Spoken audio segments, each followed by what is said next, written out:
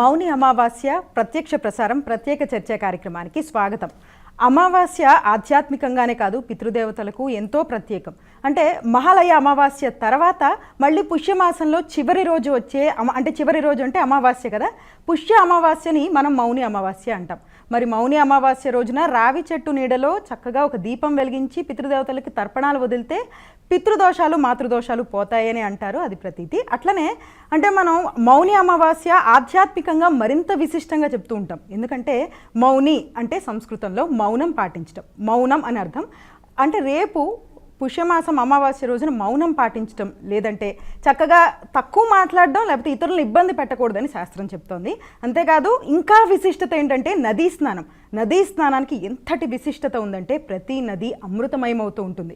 అంటే రేపు మనం చూసుకుంటే ప్రయాగ్రాజ్లో మనకి ఈ యొక్క కుంభమేళా జరుగుతుంది, కుంభమేళా సహితంగా మౌని అమావాస్య వస్తుంది. కాబట్టి ఈ రెండింటితో చూసుకుంటే రేపు 10 కోట్ల మందికి పైగా భక్తులందరూ దేశ విదేశాల నుంచి వస్తున్నారు. వారందరూ కూడా చక్కగా ఈ అమృత స్నానాలు చేస్తున్నారని అంచనా. మరి అంతేకాదు శివధ్యానం, శివ పూజ, దైవధ్యానం అంటే ఇప్పుడు విష్ణు పూజ, సూర్య భగవానుని పూజించడం కూడా అత్యంత శుభప్రదం అని చెప్తున్నారు. మరి రేపు మౌని అమావాస్య సందర్భంగా మరి ఈ నదీ స్నానానికి ఇంతటి గొప్పతనం ఏంటి, మౌనం ఎందుకు పాటించాలి, ఇత్యాది విషయాలన్నీ మనం ప్రముఖ ఆధ్యాత్మికవేత్తల నుంచి అడిగి తెలుసుకుందాం. అంతేకాదు మీకు కూడా ఎటువంటి సందేహాలు ఉన్నా సరే స్క్రీన్ పైన కనిపిస్తున్న భక్తి టీవీ లైవ్ నెంబర్స్కి కాల్ చేసి సందేహాలు అడిగితే చక్కగా శాస్త్రీయ సమాధానాలు ఈ యొక్క ఆధ్యాత్మికవేత్తలు తెలియజేస్తారు. అంతేకాదు లైవ్ ద్వారా భక్తి టీవీలో చక్కగా ఈ మౌని అమావాస్య గురించి కూడా ప్రసారం అవుతోంది, లైవ్ భక్తి టీవీ. సో మీరు అందులో కూడా లైవ్ చాట్లో మీ ప్రశ్నలను టైప్ చేయవచ్చు. అంతేకాదు రేపు నాగ సాధువులు కూడా చక్కగా దీక్షలు, కొత్తగా నాగ సాధువులు అయ్యే వాళ్ళు కూడా దీక్షలు తీసుకుంటారు. అంతటి ప్రత్యేకమైన మౌని అమావాస్య గురించి మాట్లాడుకుందాం.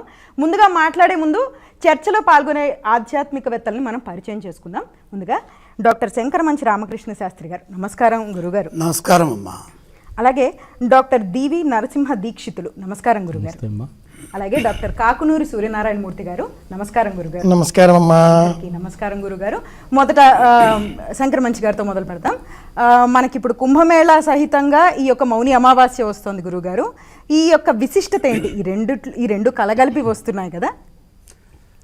దీంట్లో ఏంటంటే వృషరాశి గతిన్ జీవే మకరే చంద్రభాస్కరు అమావాస్య తదాయోగ కుంభాఖ్యస్తీర్థనాయకే అని చెబుతోంది శాస్త్రం.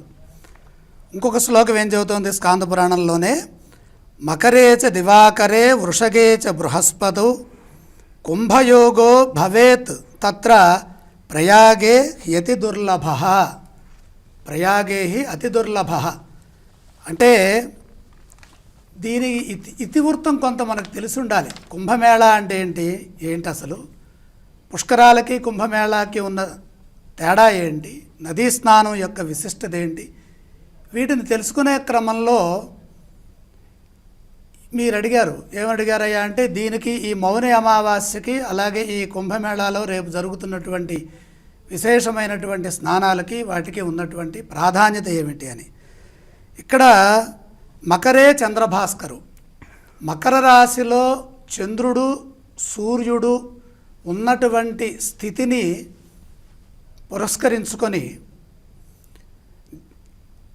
వృషరాశిం గతే జీవే, బృహస్పతి వృషభ రాశిలో ఉన్నప్పుడు ఏం జరిగిందయ్యా అంటే అక్కడ అమృత బిందువు పడింది.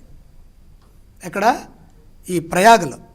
ఇది అతి దుర్లభమైనటువంటి స్థితి అని మనకు చెప్పారు. అంటే ఎలా పడింది, అసలు దీనికి సంబంధం ఏంటి అంటే పృథివ్యాం కుంభయోగస్య చతుర్థా భేద ఉచ్యతే చతుస్థలే చ పతనాత్ సుధాకుంభస్య భూతలే. 4 చోట్ల మనకి ఈ సుధా బిందువులు పడ్డాయి. ఎక్కడెక్కడ పడ్డాయి అవి? విష్ణుద్వారే తీర్థరాజే. విష్ణుద్వారం అంటే హరిద్వారం, అంటే గంగ యొక్క ముఖద్వారం అన్నమాట. అది అక్కడి నుంచే ప్రాధాన్యత మొదలవుతుంది. తీర్థరాజే, ప్రయాగరాజుకి తీర్థరాజు అని పేరు. అవంత్యాం ఉజ్జయినిలో, గోదావరి తటే నాసికలో సుధా బిందు వినిక్షేపాత్ కుంభపర్వేతి విశ్రుతం. ఆ సుధా బిందువులు అక్కడ ఒలికిని పడ్డాయి అన్నమాట అమృత కలశంలో నుండి. ఇలా జరగటం ద్వారా ఏం జరిగింది అంటే అక్కడ విశిష్టమైనటువంటి పుణ్యం ఏర్పడింది. అది ఎప్పుడు పడింది? ప్రయాగరాజులో పడ్డటువంటి స్థితిని చూచినట్లయితే మకర రాశిలో సూర్యచంద్రులు సమాగమం చెందుతుండగా పడింది. సూర్యచంద్రుల యొక్క సమాగమాన్ని ఏమంటాం? అమా సూర్యేందు సంగమ. అమా అంటేనే సూర్యచంద్రుల యొక్క సంగమం. దాన్ని దర్శ అనే తిథి కూడా అంటారు. ఆ తిథికి పేరు అదనమాట. అంటే అక్కడ సూర్యచంద్రుల యొక్క కలయిక జరుగుతున్న సందర్భంలో దీన్ని ఉత్తరాది భాషలో మీరు అన్నారు ఇందాక మౌని అమావాస్య అని. మాఘ బహుళ అమావాస్యని మౌని అమావాస్య అంటారు. మాఘ బహుళ అమావాస్యని ఏమంటారయ్యా అంటే మౌని అమావాస్య అని పిలుస్తారు. ఈ మౌని అమావాస్య మనకి ఎప్పుడు వస్తుందంటే 15 రోజులు మనకంటే ముందే వాళ్ళకి ప్రారంభమవుతుంది. మనకేమో పుష్యమాసం చివరి రోజుగా చెప్తాము, వాళ్ళకి ఆ యొక్క దాంట్లో పూర్ణిమతో మొదలవుతాయి. నెలలు పూర్ణిమతో మొదలవటం వల్ల ఏం జరుగుతుంది? మధ్యంలో వస్తుంది ఇది. ఈ సందర్భంలో బృహస్పతి ఆ వృషభ రాశిలో ఉన్న సందర్భంలో అక్కడ అమృత కలశం నుండి అది జాలువారిందనమాట. అమృత కలశం ఉద్భవించిన తర్వాత ఏం జరిగిందయా అంటే దాన్ని జయంతుడు అనేటటువంటి వ్యక్తి అంటే ఇంద్రకుమారుడు దాన్ని తీసుకొని దేవతల ఆజ్ఞ చేత ఆ అమృత కలశాన్ని తీసుకొని ఆయన ఆకాశంలోకి ఎగిరాడు. ఎగరంగానే ఈ శుక్రాచార్యుల వారు ఈ రాక్షసుల వైపు చూచారు. వీళ్ళందరూ కూడా ఆ జయంతుడి వెనకాల పడ్డారు. మొత్తం అటు తిప్పి ఇటు తిప్పి మొత్తం పట్టుకున్నారు అతన్ని. ఆ పట్టుకొని దాన్ని లాక్కుంటూ ఆ పెనుగులాటలో ఏం జరిగిందంటే అక్కడ యుద్ధం ఏర్పడింది. ఆ యుద్ధ సమయంలో దీన్ని కాపాడుకునే క్రమంలో ఈ తోపులాటలు ఏమైంది అంటే ఆ కలశం జారిపోయింది. ఇవన్నీ దీంట్లో ఇప్పుడు నేను శ్లోకాలు రాసుకొచ్చే వరుస క్రమంలో చెబుతాను అవి కావాలంటే. ఆ జారుతున్న సందర్భంలో ఏం జరిగిందంటే సూర్యుడు చంద్రుడు ఇద్దరూ కూడా అయ్యో కలశం జారిపోతుంది అని దాంతో పాటుగా వాళ్ళు కూడా కిందకు వస్తున్నారు, భూమి వైపు వస్తున్నారు. బృహస్పతి దీనంతా గమనించి వాళ్ళకంటే ముందొచ్చి దాన్ని పట్టుకున్నాడు. ఆయన బృహస్పతి పట్టుకున్నాడు. ఈ పట్టుకొని దీన్ని రక్షించి తీసుకెళ్తున్న సందర్భంలో ఏం జరిగింది అంటే 12 రోజులు గడిచినాయి వాళ్ళకి. 12 రోజులు అంటే మనకి 12 సంవత్సరాలు మానవ కాలంలో. ఈ సందర్భంలో ఆ తొణికిసలాడి దాంట్లోంచి 4 బిందువులు కింద పడ్డాయి. అది అతి పవిత్రం అయిపోయినాయి. ఎక్కడ పడ్డాయి అంటే జలాల్లో పడ్డాయి. ఇందాక చెప్పుకున్నాం కదా, హరిద్వారు, తర్వాత ప్రయాగరాజు, తర్వాత ఉజ్జయిని, తర్వాత నాసిక్, ఈ 4 చోట్ల పడ్డాయి అన్నమాట. ఈ సందర్భంలో ఎవరైతే రోజున స్నానం చేస్తారో ఈ మౌని అమావాస్య నాడు ఎక్కడ పడింది అది? ఎక్కడ స్నానం చేయాలి? ప్రయాగరాజులో చేయాలి. ప్రయాగరాజు అంటే అర్థం ఏమిటి? బ్రహ్మగారు మొట్టమొదటిసారిగా యజ్ఞం చేసినటువంటి స్థలం అది. ప్రకృష్టైన యాగం, అక్కడ యాగం చేశారు. ఆ యాగం చేయటం వల్ల దానికి ప్రయాగ అని పేరు వచ్చిందనమాట. అది ఎక్కడున్నది అది అంటే ఓ పక్క యమున, ఓ పక్క గంగ, ఆ రెండిటి యొక్క సంగమ స్థలం ఉన్నది. అక్కడ 3 అగ్నులు పెట్టుకొని ఆయన చేశారు. అది చాలా పవిత్రమైనది. అందులో అక్కడ పశ్చిమ వాహినిగా ఉంటుంది గంగ. ఆ సందర్భంలో ఆ సంగమంలో స్నానం చేస్తే పుణ్యము అని చెప్పారు. అంటే దేనికి సంకేతంగా ఇవి చెబుతున్నారయ్యా అంటే చంద్రుడికి సంకేతంగా గంగానదిని సూచిస్తున్నారు. అంటే పాప పుణ్యములని బేరీజు వేసేటటువంటి గ్రహం జ్యోతిష్ శాస్త్రంలో మానసిక గ్రహం చంద్రుడు. మనస్సు ద్వారానే మనం ఏదైనా సరే చేస్తాం. పుణ్యము పాపము అనేది మనకి భౌతికంగా దాన్ని నిరూపించలేము, మానసికంగానే దాన్ని మనం చూస్తాం పుణ్యపాపాలు. దానికి ప్రతీకగా అది. తర్వాత యమునకి ప్రతీకగా, యమున అంటే సూర్యపుత్రి ఆవిడ. కాబట్టి సూర్యుడు ఆ యమున నది రక్షణగా ఉంటారు, చంద్రుడేమో ఇక్కడ గంగా నది రక్షణగా ఉంటారు. దేవగురువైనటువంటి బృహస్పతి ఏమో అమృత రక్షణకారుడుగా ఉంటారు. అంటే ఎప్పుడైతే 12 సంవత్సరాలకు ఒకసారి బృహస్పతి అక్కడ వృషభ రాశిలోకి వస్తారో వృషో ధర్మ అని, ఆ ధర్మాన్ని కాపాడే క్రమంలో ఆ బృహస్పతి అక్కడ ఉన్నప్పుడు, ఈ అమావాస్య ఏర్పడ్డప్పుడు, ఇక్కడ ఈ మకర రాశిలో జరుగుతున్నటువంటి సందర్భంలో రేపటి రోజున స్నానం చేస్తే చాలా విశేషము. దానం చేసినా, జపం చేసినా, స్మరణ చేసినా, ఏ విధంగానైనా సరే రేపటి రోజుని మనం సద్వినియోగం చేసుకోవటం వల్ల పుణ్యం విశేషంగా లభిస్తుందమ్మా. ప్రయాగ్రాజ్ ఎందుకు అమృతమయమైందో చక్కటి కథతో తెలియజేశారు. రేపు ఎందుకు స్నానం చేయాలి అనేది. అలాగే దీక్షితులు గారు, మౌని అమావాస్య సందర్భంగా అసలు ఎటువంటి సంప్రదాయాలు పాటించాలి ఇంట్లో తెలియజేస్తారా? చాలా సంతోషం. మౌని అమావాస్య ఈ ఈ పర్వదినం ఇప్పుడు చాలా నోళ్లల్లో నానుతోంది. చాలా విశేషం ఇది. అయితే ఇది అత్యంత ప్రాచీనమైన సంప్రదాయం. మన ఆగమశాస్త్రాలలో పౌష్య అమావాస్య యందు అర్ధోదయ యోగం అని పేర్కొన్నాయి. అంటే పుష్యమాసం అమావాస్య శ్రవణ నక్షత్రంతో కనుక కూడి ఉంటే దాన్ని అర్ధోదయ యోగం అని అంటారు. అంటే రేపు శ్రవణ నక్షత్రంతో కూడి ఉంటుంది అమావాస్య. ఇవాళ 7:29 అమావాస్య వస్తోంది. రేపు శ్రవణ నక్షత్రం వస్తుంది కాబట్టి శ్రవణ నక్షత్రం కూడిన అమావాస్య కాబట్టి ఇది అర్ధోదయ యోగం. ఇది చాలా విశేషమైంది. ఎందుకు విశేషము అంటే అర్ధోదయ యోగ స విజ్ఞేయ కోటి సూర్యగ్రహై సమః అని మనకి మహాభారతం కూడా చెబుతోంది. అంటే కోటి సూర్యగ్రహణాలతో సమానమైంది ఇది ఈ అర్ధోదయ యోగం. అంటే ఎంత ఆలోచించండి, ఎంత గొప్పదో ఇది. అసలు అమావాస్య గ్రహణము ఈ పదాలకు సామాన్యుల దగ్గర అమ్మో అని ఏదో ఒక భయాన్ని కలిగించేటువంటి అర్థాలు, లేకపోతే తెలియని అజ్ఞానం వల్ల అభిప్రాయాలు ఏర్పడ్డాయి. కానీ ఈ రెండు చాలా గొప్పవి. ఎందుకంటే అమావాస్య సూర్య చంద్రుల్లో ఇద్దరికీ ఒక యోగం. అది ఆత్మకారకుడు సూర్యుడు, మనఃకారకుడు చంద్రుడు, ఇద్దరూ ఒకే కక్షలోకి వస్తున్నారు. అందువల్ల అది జ్ఞానదాయకంగా అమావాస్యను భావిస్తాం. గ్రహణం కూడా అంతే. కాబట్టి ఆ సమయాలలో ముఖ్యంగా పితృదేవతలకి చక్కటి ఆరాధన చెయ్యాలి. అమావాస్య రోజు పితృతర్పణ చేయాలి అని చెప్పి మన శాస్త్రం చెబుతోంది. అయితే ఏదో పుష్కరాల్లోనో లేకపోతే మహాలయ పక్షంలోనో ఆర్భాటంగా చేసేది వదులుకుంటున్నాం. కానీ మనం నిజంగా అయితే ప్రతి అమావాస్యకి మనకి జన్మనిచ్చినటువంటి పితృదేవతలు అంటే తండ్రి ఒక్కడే కాదు కదా, తండ్రి తాతగారు, తండ్రి గారు, ముత్తాతగారు, ఇంకా పూర్వీకులు వీళ్ళందరూ పితృదేవతలే. కాబట్టి ఈ పితృలోకవాసులైన పితృదేవతల యొక్క అనుగ్రహం చాలా బలవత్తరమైనది అని మనకి శాస్త్రం చెబుతోంది. అసలు దేవతల కంటే కూడా పితృదేవతలు మనల్ని బాగా ఆశీర్వదిస్తారు. ఎందుకంటే మామూలు దేవతల కంటే పితృదేవతలకి మనతో సంబంధం ఎక్కువ. ఈ శరీరాన్ని ఇచ్చారుగా, కాబట్టి పితృదేవతలు మనవాడరా అంటారు. అటువంటి వాళ్ళని మనం గుర్తుపెట్టుకుని వాళ్ళకి ఇష్టమైన పర్వదినాలలో వాళ్ళకి మనం తర్పణ వదలాలి. నువ్వులతో నీళ్లు వదిలితే చాలంటున్నారు వాళ్ళు, మనం ఏం చెయ్యక్కర్లా. అందుకని మౌని అమావాస్య అటువంటి పితృదేవతలకు సమర్పించేటువంటి తర్పణ జలాలకు చాలా ప్రశస్తమైనటువంటిది మిగతా అమావాస్యల కంటే కూడా. 2 స్నానం, నదీ స్నానం, సముద్ర స్నానానికి. అలాగే ఇంకా ఈ మౌని అమావాస్య రోజు దానములు చేయాలి అని. ఎందుకంటే దానమని ఎందుకంటున్నామంటే చాలామంది ఏమనుకుంటున్నారంటే ప్రతిదానికి దానాన్ని ఇక్కడ తీసుకొచ్చి సంపర్కం చేస్తున్నారంటే ఇంగ్లీష్లో లింక్ అంటామే, ప్రతిదానికి ముడిపెడుతున్నారు అనుకుంటారు. కాదు, యజ్ఞము అనే దానికి త్యాగం కావాలన్నారు యజ్ఞానికి. దశరథుడు కూడా అశ్వమేధ యాగం చేసి పుత్రకామేష్టి యాగానికి ముంజేతి కంకణం కూడా చివరికి దానం చేసేసేట. అంటే ఒక యజ్ఞం చేస్తే ఏదో 100 మంది భోజనాలు పెట్టి పంపించడం కాదు, త్యాగం చేయమన్నారు. అది శాస్త్రం. కాబట్టి ఇవన్నీ కూడా అంటే మనం చేసేటువంటి ధర్మకార్యాలన్నింటికీ కూడా త్యాగం పరమ లక్ష్యం.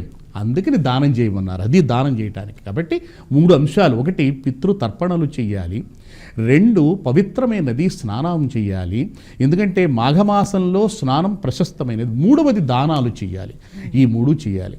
అందులోనూ మౌని అమావాస్య, ఇది మౌన వ్రతం పాటించాలని. అసలు నిజంగా అయితే మౌని అమావాస్య ఏంటి, ప్రతి అమావాస్య మౌనం పాటించవచ్చు కదా అని.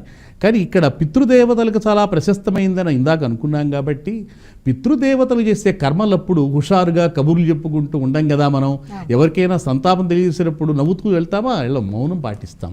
మౌనంతో మనము పితృదేవతల పట్ల మనకున్న శ్రద్ధని, భక్తిని తెలియజేసే విధంగా మౌనం వ్రతాన్ని పాటిస్తూ చేయవలసినది ప్రధానంగా. కాబట్టి ఇది మౌని అమావాస్య అని ఉత్తర భారతదేశంలో చాలా ప్రశస్తమైంది మౌన అమావాస్య.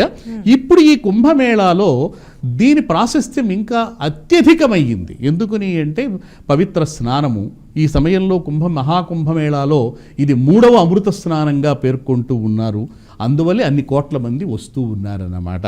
ఎందుకంటే 1 అయిపోయింది పుష్యమాసంలో పూర్ణిమ రోజు, ఆ తర్వాత వచ్చినటువంటి 2వ అమృత స్నానం అయిపోయింది, ఇది 3వ అమృత స్నానం. ఇంకా తర్వాత వరుసగా అట్లా 6 అమృత స్నానాలు జరుగుతాయి. ఈ మౌని అమావాస్య రోజు జరిగేటువంటి అమృత స్నానానికి కూడా అత్యంత ప్రాధాన్యం లభిస్తోందన్నమాట. ఇవన్నీ కూడా ప్రజలందరూ కూడా నిర్వర్తిస్తారు అని చెప్పి మన మహర్షులు అందించినటువంటి భారతీయ సంస్కృతిలోని విశేషం అమ్మా. చక్కటి విషయం తెలియజేశారు. అంటే త్యాగమే దానము అన్న మాట చాలా బాగుంది గురుగారు, చాలా బాగుంది.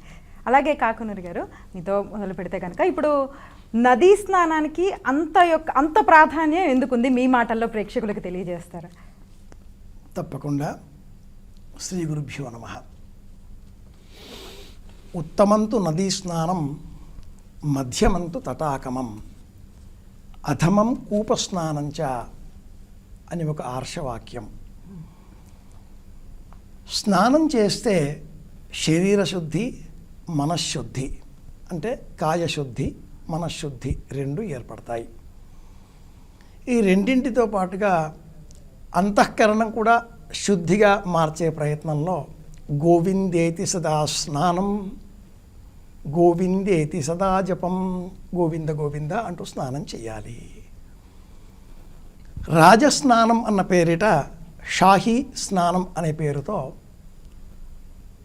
ఈ మకర రాశిలో రవి ఉన్నప్పుడు, వృషభ రాశిలో గురువు ఉన్నప్పుడు సంక్రమణం ఏర్పడటంతో మొదటి స్నానం, తరువాత పౌర్ణిమ స్నానం, తర్వాత పుష్య అమావాస్య మూడవ షాహీ స్నానంతో పూర్తి అవుతుంది.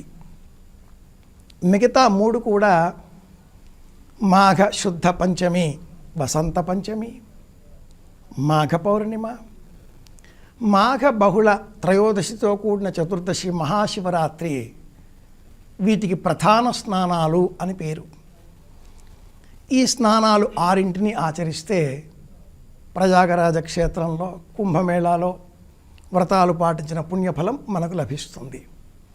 వ్రతం ఏదైనా స్నానంతో ముడిపెట్టి ఉండడం ఒక గమనించే అంశం అవుతుంది. వృషభంలో గురువు, మకరంలో రవి, ఈ రెండింటికి 9-5 సంబంధం.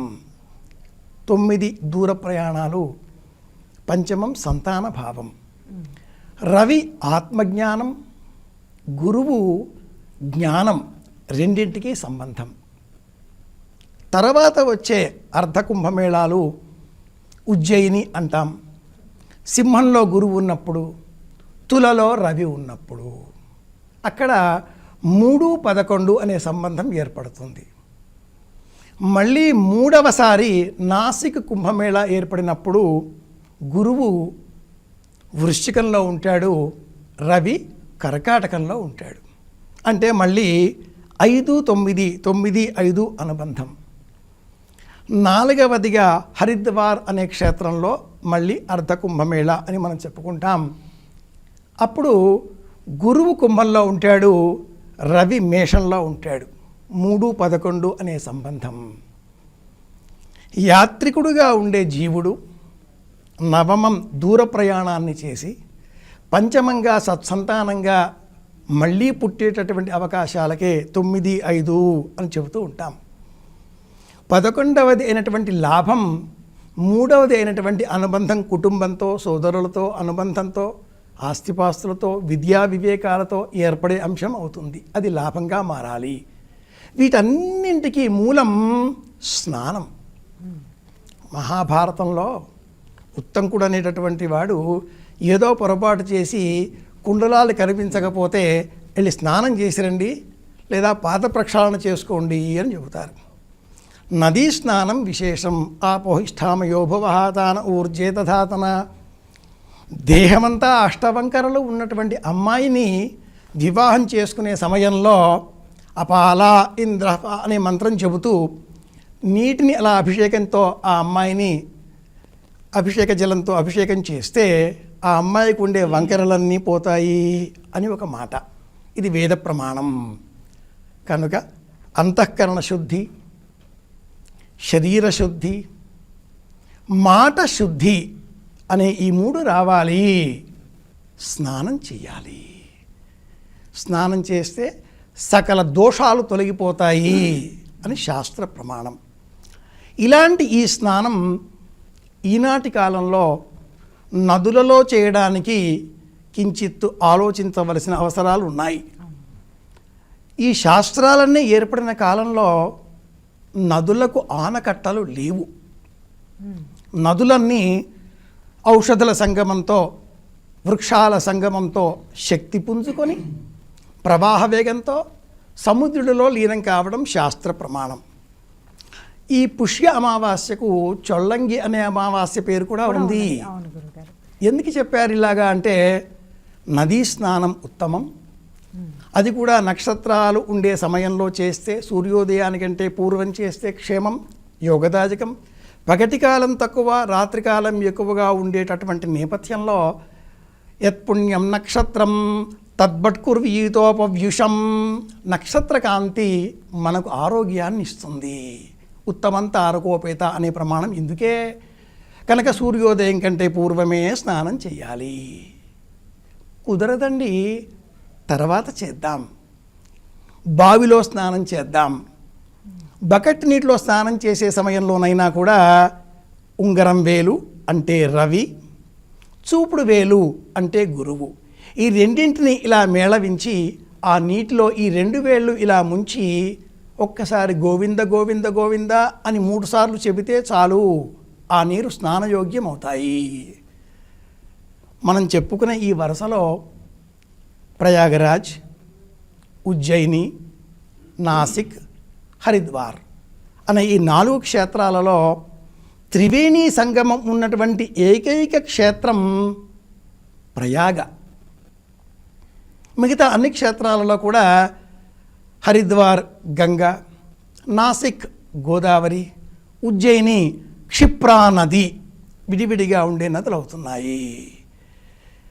జ్ఞానం రెండూ కలిసేటటువంటి భృకుటి ఇడా పింగళిక మధ్య సుషుమ్నాయై, సుషుమ్న సూర్యరశ్మిశ్చంద్రమా గంధర్వ, దేహంలోనే సమస్తము. అలాంటి త్రివేణి సంగమ భావంతో మన ఇంటిలో కూడా పవిత్ర స్నానం చేయవచ్చు. ప్రత్యక్షంగా మనమంతా కూడా ప్రయాగరాజ క్షేత్రానికి వెళ్ళలేని తరుణంలో జ్ఞానపూర్వకంగా రవి ఆత్మజ్ఞానాన్ని ఇస్తున్నాడు, గురువు జ్ఞానాన్ని ప్రసాదిస్తున్నాడు. దానివల్ల సత్యమైన వాక్కు వెలువడుతుంది, మనం మాట్లాడే మాట మంత్రపూర్వకంగా ఉంటుంది. ఈ సంకల్పంతో గోవింద గోవింద గోవింద అని చెప్పి మన ఇంట్లో స్నానం చేస్తే కూడా ప్రయాగలో కుంభమేళాలో స్నానం చేసిన పుణ్య ఫలాన్ని మన ఇంటిలోనే మనం పొందవచ్చు. కానీ వస్త్రం ధరించి స్నానం చెయ్యాలి.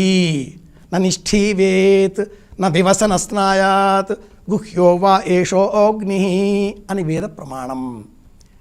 వస్త్రం ధరించి స్నానం చేయాలి, తదుపరి పొడి వస్త్రం కట్టుకొని దేవతారాధన చేయాలి. ఈ ప్రమాణాలు పాటిస్తే స్నానం చేసినందువలన శరీర శుద్ధి, అంతఃకరణ శుద్ధి, వాక్కు శుద్ధి అనే త్రికరణముల శుద్ధిత్వము ఏర్పడుతుంది. ఇది స్నాన విశేషం.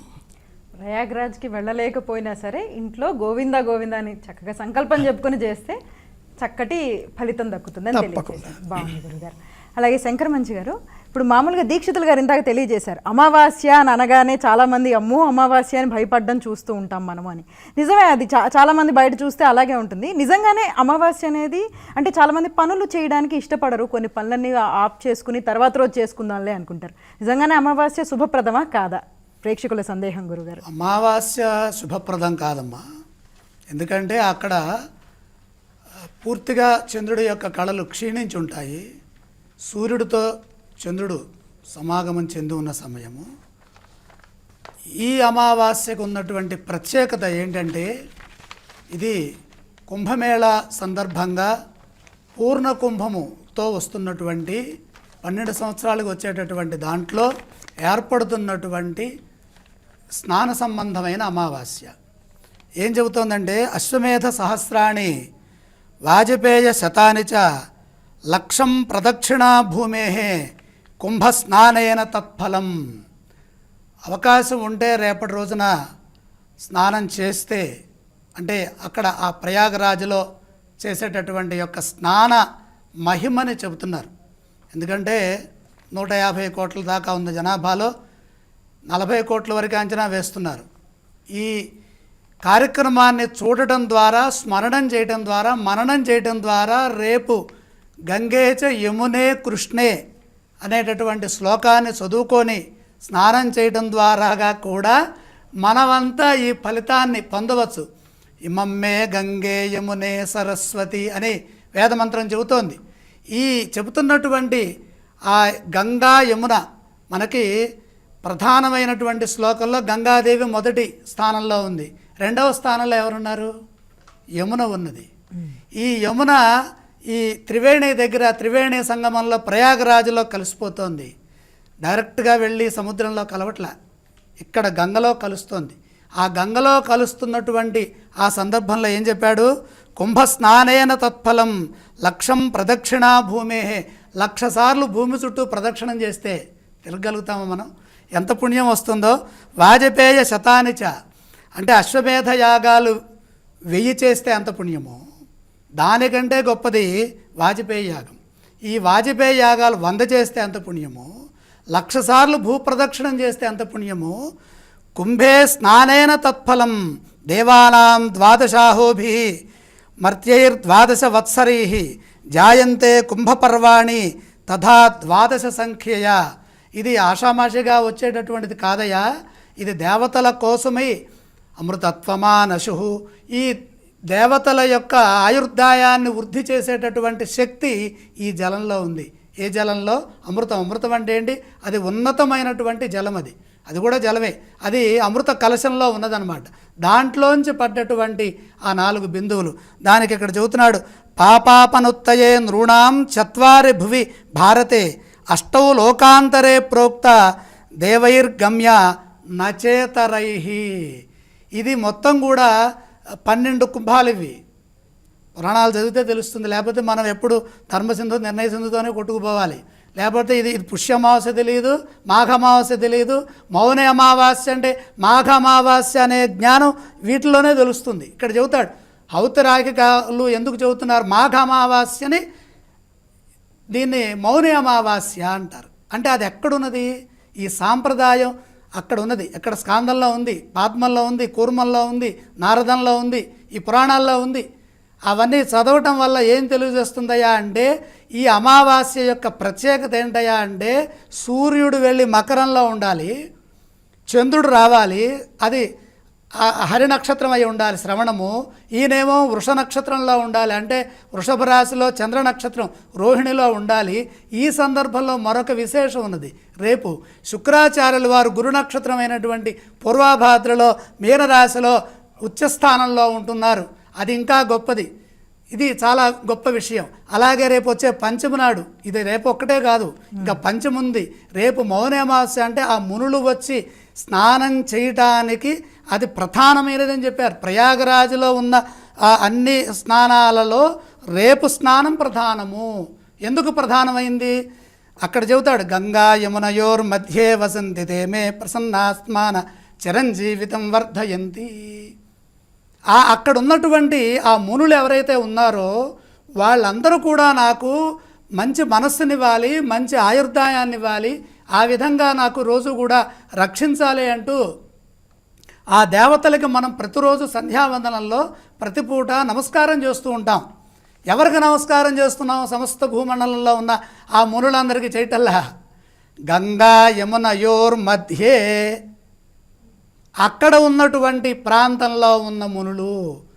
మునులు అంటేనే మౌనవ్రతి, అన్నిటినీ జయించిన వాళ్ళు గొప్ప వ్యక్తులు. ఆ మునులు అక్కడ ఆ మునుల్లో నేను వ్యాసుడిని చెబుతారు భగవద్గీతలో. అటువంటి ఆ వ్యక్తుల యొక్క ఆశీర్వచనాన్ని మనం పొందడం ద్వారా ఆ గంగా యమున మధ్య ప్రాంతంలో ఆ సంగమంలో సంగమిస్తున్నటువంటి సందర్భంలో ప్రధానమైనది ప్రయాగరాజ్. మిగతా వాటన్నిటికీ కూడా అర్ధకుంభమేళ ఇవన్నీ కూడా ఉన్నాయి. చంద్రుడితో సంబంధం లేదు, సూర్యుడు గురుడు ఉంటే చాలు వచ్చేస్తుంది. కానీ రేపు చంద్రుడు కూడా ఉండాలి. ఆ సందర్భంలో రేపు అమృత బిందువు జలంలో ప్రవేశించినటువంటి సందర్భంలో శంకర భగవత్పాదాచార్యుల వారు చెప్పారు, దశనామాలతో ఉన్నటువంటి ఆ మునుల్ని ఏర్పరిచి మీరందరూ స్నానం చేయండి అయ్యా, ఇలా చేయటం వల్ల పాపం పోతుంది, పుణ్యం వస్తుంది, చాలా విశేషమైనటువంటి శక్తి వస్తుంది అని చెప్తున్నారు. ఆ క్రమంలో చత్వారి భువి 4 ఉన్నాయి, 4 కుంభాలు. మిగతా కుంభాలు ఎక్కడున్నాయండి?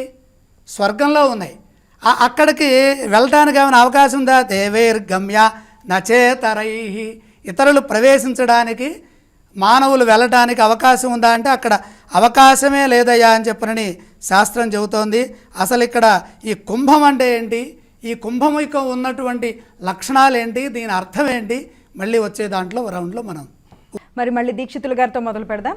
దీక్షితులు గారు, మనం అందరం కూడా ప్రయాగరాజ్ వెళ్ళలేము, దాని గురించి తెలుసుకున్నాం.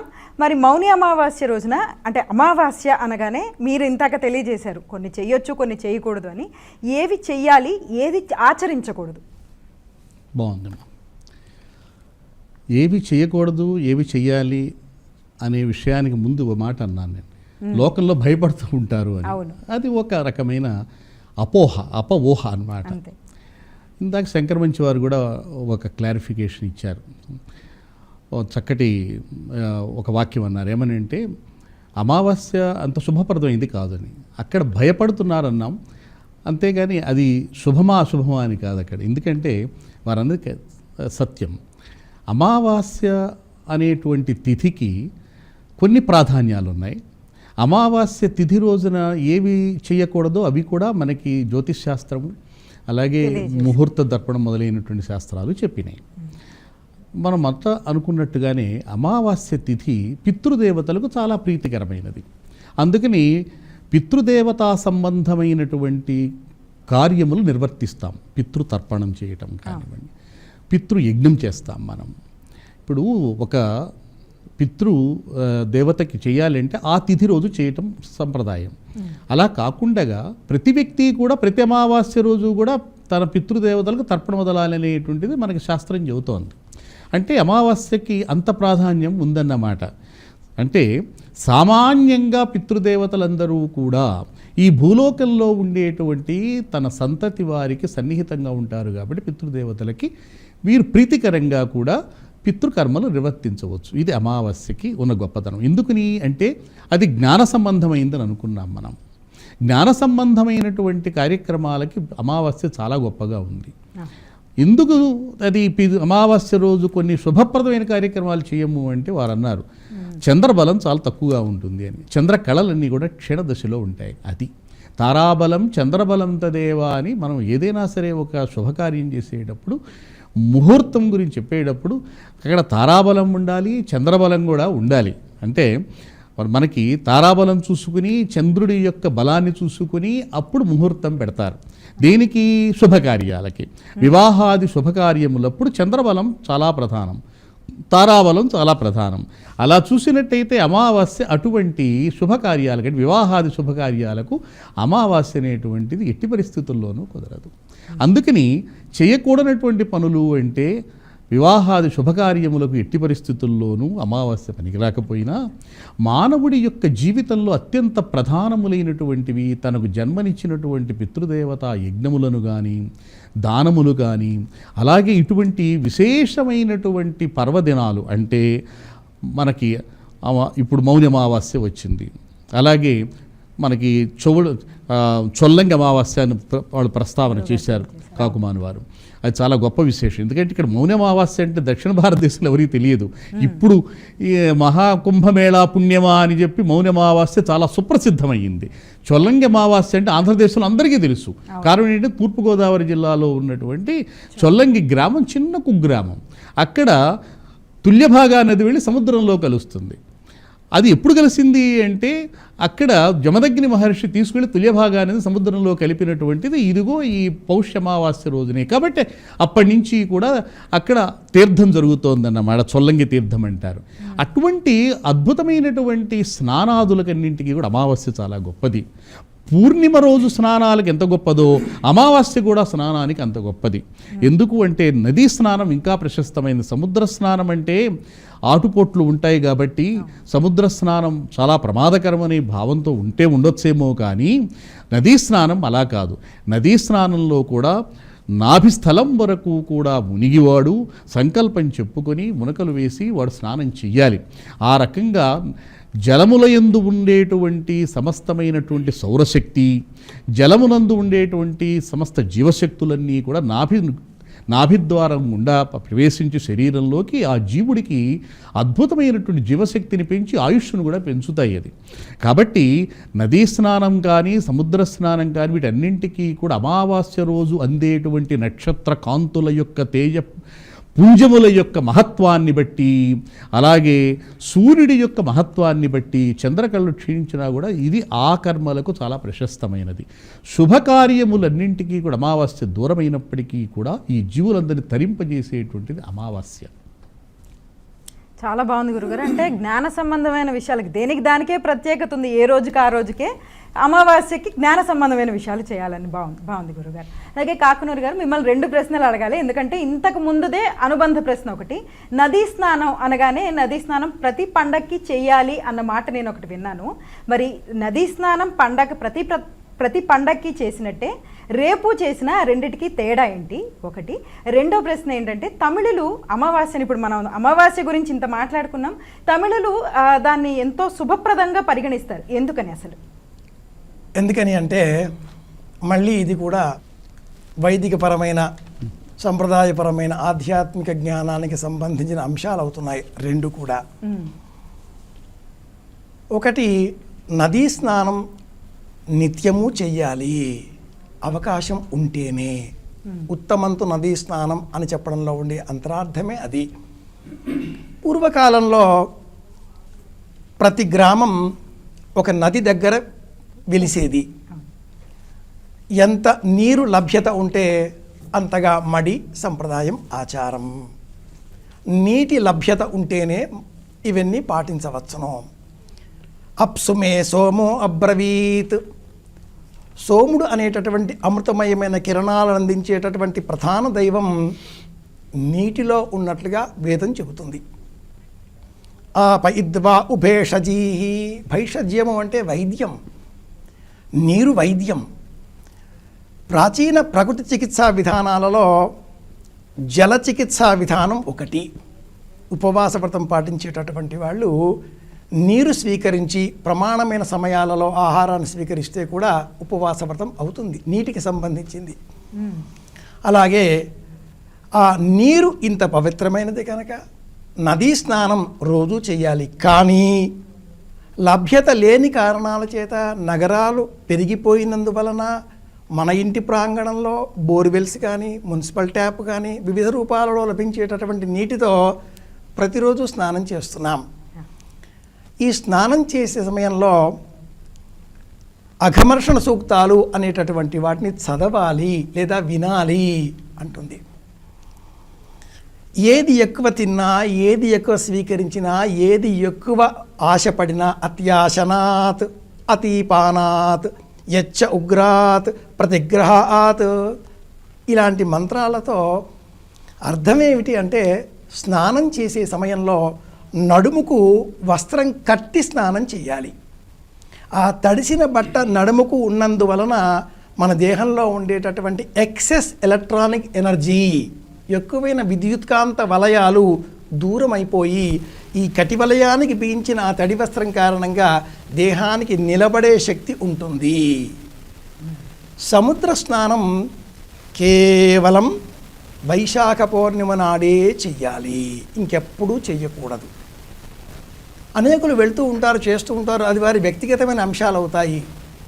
సముద్ర స్నానం ప్రతిరోజు ఈనాటి కాలంలో కుదరదు కనుక మన ఇంటిలో స్నానం చేసే సమయంలో గంగా స్తోత్రం చెబితే, గంగా గంగేతి యో బ్రూయాద్ యోజనానా అంశతేరపి ముచ్యతే సర్వపాపేభ్య విష్ణులోకం సగచ్చతి అంబత్వద్ర.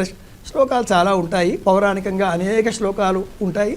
యథాశక్తి జ్ఞాపకం ఉంటాయి, చెబుతాం. లేదా గంగే చేమనే చేవా గోదావరి సరస్వతి నర్మదా సింధు కావేరి, ఇది కూడా గుర్తులేదండి, గోవింద గోవింద గోవింద అని స్నానం చేస్తే చాలు. ఇక తమిళ సంప్రదాయానికి సంబంధించి అమావాస్యకు ఎందుకింత ప్రత్యేకం? కాలామృతం అనేటటువంటి జ్యోతిష గ్రంథంలో 7వ బిందువు 7వ బిందువులో ఒక శ్లోకం ఉంది. షణ్ణవతులు అంటే 96 ప్రత్యేకమైన రోజులు పితృదేవతలను స్మరించవలసినవి అని సంవత్సరంలో ఒక ప్రమాణాన్ని మనకు కాలామృతకారుడు అందించి ఉన్నాడు. ఈ 96 రోజులలో సంక్రాంతులు, వ్యతిపాతలు, అలాగే అష్టక అన్వష్టక తిథులు, సప్తమి, అష్టమి, నవమి, పుష్యం, మాఘం, పాల్గొనాలలో వచ్చేటటువంటివి 16 మహాలయ పక్ష సంబంధంగా వచ్చే రోజులు అవి 16. ఆశ్వీజ మాస శుక్లపక్ష పాడ్యమి కూడా మహాలయ సంబంధం. కూతురు మాత్రమే ఉన్నవాళ్ళు కూతురు కొడుకుతో మహాలయం పెట్టవలసిన రోజు అమావాస్య కాదు, తెల్లవారి పాడ్యమి నాడు. ఇందులో 12 అమావాస్యలు కూడా ఉండడంతో 96 రోజులు అవుతాయి. తమిళ సంప్రదాయంలో పంచవా ఏతే మహాయజ్ఞ సతతి ప్రదాయంతే సతతి సంతిష్టంతే. ఆ పంచమహాయజ్ఞాలలో పితృయజ్ఞం ప్రధానమైనది. జ్యోతిషపరంగా నవమం తండ్రి, నవమం అనుగ్రహం ఉంటేనే దశమం రాజ్యభావం, ఉద్యోగం మనకు బాగా లభిస్తుంది. రాజ్యం బాగా లభిస్తేనే ఏకాదశం ధనం బాగా లభిస్తుంది. లభించిన ధనాన్ని మంచి కార్యాల కోసం దానానికి ఉపయోగపడితే వ్యయం 12వ ఇంటికి సంబంధించి, అప్పుడు తనుభావం 1, దేహం ఆరోగ్యంగా ఉంటుంది. లభించిన ధనాన్ని ఎలా ఖర్చు పెడుతున్నాం అనే అంశంతో తమిళులు బాగా ఆలోచన చేసి అమావాస్య నాడైనా తర్పణం వదలాలి అన్నారు. ఈ అమావాస్యల్లో చిత్రి, వైశాఖి, ఆడి, అవని తమిళ నెలల పేర్లు ఇవి. అందులో తై అంటే పౌష్యమాసానికి తమిళులు తై అన్న పేరుతో సంబోధన చేస్తారు. మాసి, పంగుణి, మాఘం, ఫాల్గుణం ఇవి ఆ నెలల పేర్లు. 12 నెలలలో వచ్చే అమావాస్యలలో తర్పణాలు చేసినా చెయ్యకపోయినా ఈ పౌష్యమాసంలో వచ్చే అమావాస్య నాడు తర్పణం చేస్తే మట్టుకు ఆ పితరుల అనుగ్రహం చేత వాళ్ళు 7 వర్గాలు, సోమ పితృ యమోంగ్ర శ్వార్త అనే 7 వర్గాల పితృదేవతలు. ఆ అధ్యాయం అంతా వేరే అవుతుంది. పితృదేవతల అనుగ్రహం ఉంటేనే సత్సంతానం కలుగుతుంది. పంచమం, నవమం. ఈ క్రమంలో తమిళులు తప్పనిసరిగా అమావాస్య నాడు తర్పణం చేస్తారు. 12 కుదిరినా కుదరకపోయినా పుష్య అమావాస్య తప్పనిసరిగా చేస్తారు. పౌరాణిక కథనాలను అనుసరించి అమ్మవసి అనే సోదరికి 7 అన్నదమ్ములు. ఆ కుటుంబం మధ్యలో వచ్చిన చర్చ, ఉపకథల కారణంగా విష్ణుమూర్తి ఈ అమావాస్యకి నీ పేరిట ఒక తిథి ఏర్పడుతుంది అనే వరం ఇవ్వడంతో అమావాస్య తిథి ఏర్పడింది. ఈ అమావాస్య నాడు మౌనం పాటించాలి.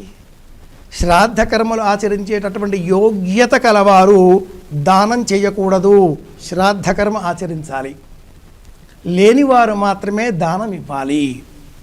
దాన లక్షణం కూడా మనం గమనించినట్లయితే కృతయుగంలో వెళ్ళి దానం ఇచ్చేవాళ్ళు, త్రేతాయుగంలో వచ్చిన వారికి దానం ఇచ్చేవాళ్ళు, ద్వాపర యుగంలో అడిగిన వారికి దానం ఇచ్చేవాళ్ళు, కలియుగంలో అడిగితే పని చెప్పి దానం ఇస్తున్నారు. పని చేయండి, డబ్బు తీసుకెళ్ళండి. ఇది కలియుగ లక్షణం. ఇది దోషకరం కనుక సందర్భాన్ని అనుసరించి మనకు రాక్షసులకు గురువైనటువంటి ఆ గొప్పవాడైన ఒకే కన్ను గల వ్యక్తి ఎంత గొప్పవాడైనా రాక్షసులకు గురువు అయ్యాడు. సహవై దేవానాంచ అసురాణాంచ అసురులు యజ్ఞో ప్రతతావాస్తాం భజగ్గు స్వర్గం లోకమే శ్యామ. వైదిక కథలు ఎంత అందంగా ఉంటాయంటే ధర్మాన్ని బోధిస్తాయి. ధర్మాచరణకై నదుల వద్దకు వెళ్ళాలా, సముద్రం వద్దకు వెళ్ళాలా, ఆలయాలకు వెళ్ళాలా, పరిగెత్తాలా అంటే దేహమే దేవాలయం, ప్రయాగ ఇక్కడే, శరీరంలోనే సమస్త దేవతలకు ఆలవాలం, ఒక్క గోమాతను పూజిస్తే చాలు. ఇలాంటి సులభ ఉపాయాలు కూడా అనేకం ధర్మశాస్త్రాలలో చెప్పబడి ఉన్నాయి. ప్రత్యక్షేణానుమిత్యేవా యస్తూపాయో న లభ్యతే. పరిగెత్తుకుని మనం వెళ్ళలేం. ప్రశాంతత కోరుకుందాం. గంగా యమునయోర్మధ్యే అని ఇందాక సోదరుడు మాట చెప్పాడు. తేమే ప్రసన్నాత్మానశ్చిరంజీవితం వర్ధయంతి, రెండో మాట. ప్రసన్నమైన ఆత్మ మనకు లభించాలి అంటే ప్రశాంతతను పొందే ప్రయత్నం చేయాలి. ప్రశాంతత మౌనంలోనే లభిస్తుంది. అందుకే పెద్దలు అంటారు, మౌనం ఉంటే కలహం ఉండదు, మౌనంగా ఉంటే అపండితుడైనా కూడా మౌనంగా ఉంటే ఆనందం లభిస్తుంది కదా. మనకు రావణుడు అనే కథ ఉదాహరణగా చెబుతూ ఇదే అంశం చెబుతారు. కాబట్టి మౌనంగా ఉందాం. అహం తొలగితేనే అనుగ్రహం లభిస్తుంది కనుక ఆ అహం తొలగించుకోవడం కోసం అమావాస్య నాడు మౌనంగా ఉండాలి. ఇది కథ. కానీ మౌని అమావాస్య అది గురుగారు, అంటే అమావాస్య తిథి ఎలా వచ్చింది, అట్లనే రోజు మనం రోజు స్నానం చేయవచ్చు, నదీ స్నానం అని తెలియజేశారు. లేదంటే మన ఇంట్లోనే దండం పెట్టుకొని స్నానం చేయాలి. చక్కగా తెలియజేశారు గురుగారు. అట్లనే శంకరమంచి గారు, ఈ సంవత్సరం కుంభమేళాకున్న ప్రత్యేకతలు ఏమిటి? అంటే దీన్ని పూర్ణ కుంభం అంటాము. అలాగే ఇక్కడి నుంచి మనం 144 సంవత్సరాలు వెనక్కి వెళితే అక్కడ కుంభమేళా జరిగిన సన్నివేశాన్ని మనకి చరిత్రకారులు చెబుతున్నారు. అంటే 1881 అంటే 1881లో మనకు అక్కడ కుంభమేళా జరిగింది. అక్కడ ఏర్పాట్లు కొన్ని సరిగ్గా చేసుకొని కారణం చేత దాని సంవత్సరం పాటు దాన్ని చేసుకున్నారు. అంటే 82 వరకు కూడా జరిగినట్టుగా మనకి భారతవర్ష టీవీలో చూపిస్తున్నారు. ఈటీవీ హిందీ దాంట్లో ఇవన్నీ కూడా ఉన్నాయి. సుప్రసిద్ధంగా అక్కడ ఉన్నటువంటి ఆ చరిత్రను కూడా, అంటే దీన్ని ఎక్కువ మంది చరిత్రకారులు చెబుతుంది ఏంటంటే ఇది మామూలుగా వస్తున్నటువంటి 12కి వస్తున్నది కాదు, 12 వేసుకోండి, ఇబ్బంది ఏం లేదు, అక్కడ జరిగిన సంఘటన ఉన్నది కాబట్టి దాన్ని జోడించి దీన్ని 144గా చెబుతున్నారు. మన భారతదేశం యొక్క సంఖ్య కూడా దానికి దగ్గరగానే ఉంది కాబట్టి కోట్లలో దాంట్లో ఇంకా ఎక్కువ మంది వెళ్ళి ఇది అయ్యే లోపల ఈ మహాశివరాత్రి వరకు అవకాశం ఉంది కాబట్టి మళ్ళీ 144 వరకు మనం ఉండేటట్టుగా దీన్ని, అంటే ఆ మన యొక్క పుణ్యము మనని రక్షించేటట్టుగా ఉండేటట్టుగా దీన్ని సద్వినియోగం చేసుకోవాలి. అసలు కుంభం అంటే ఏంటి, దాని కుంభం అని ఎందుకు పేరు పెట్టాలి? చుంబని పెట్టచ్చుగా, ఇంకేదైనా పెట్టచ్చుగా.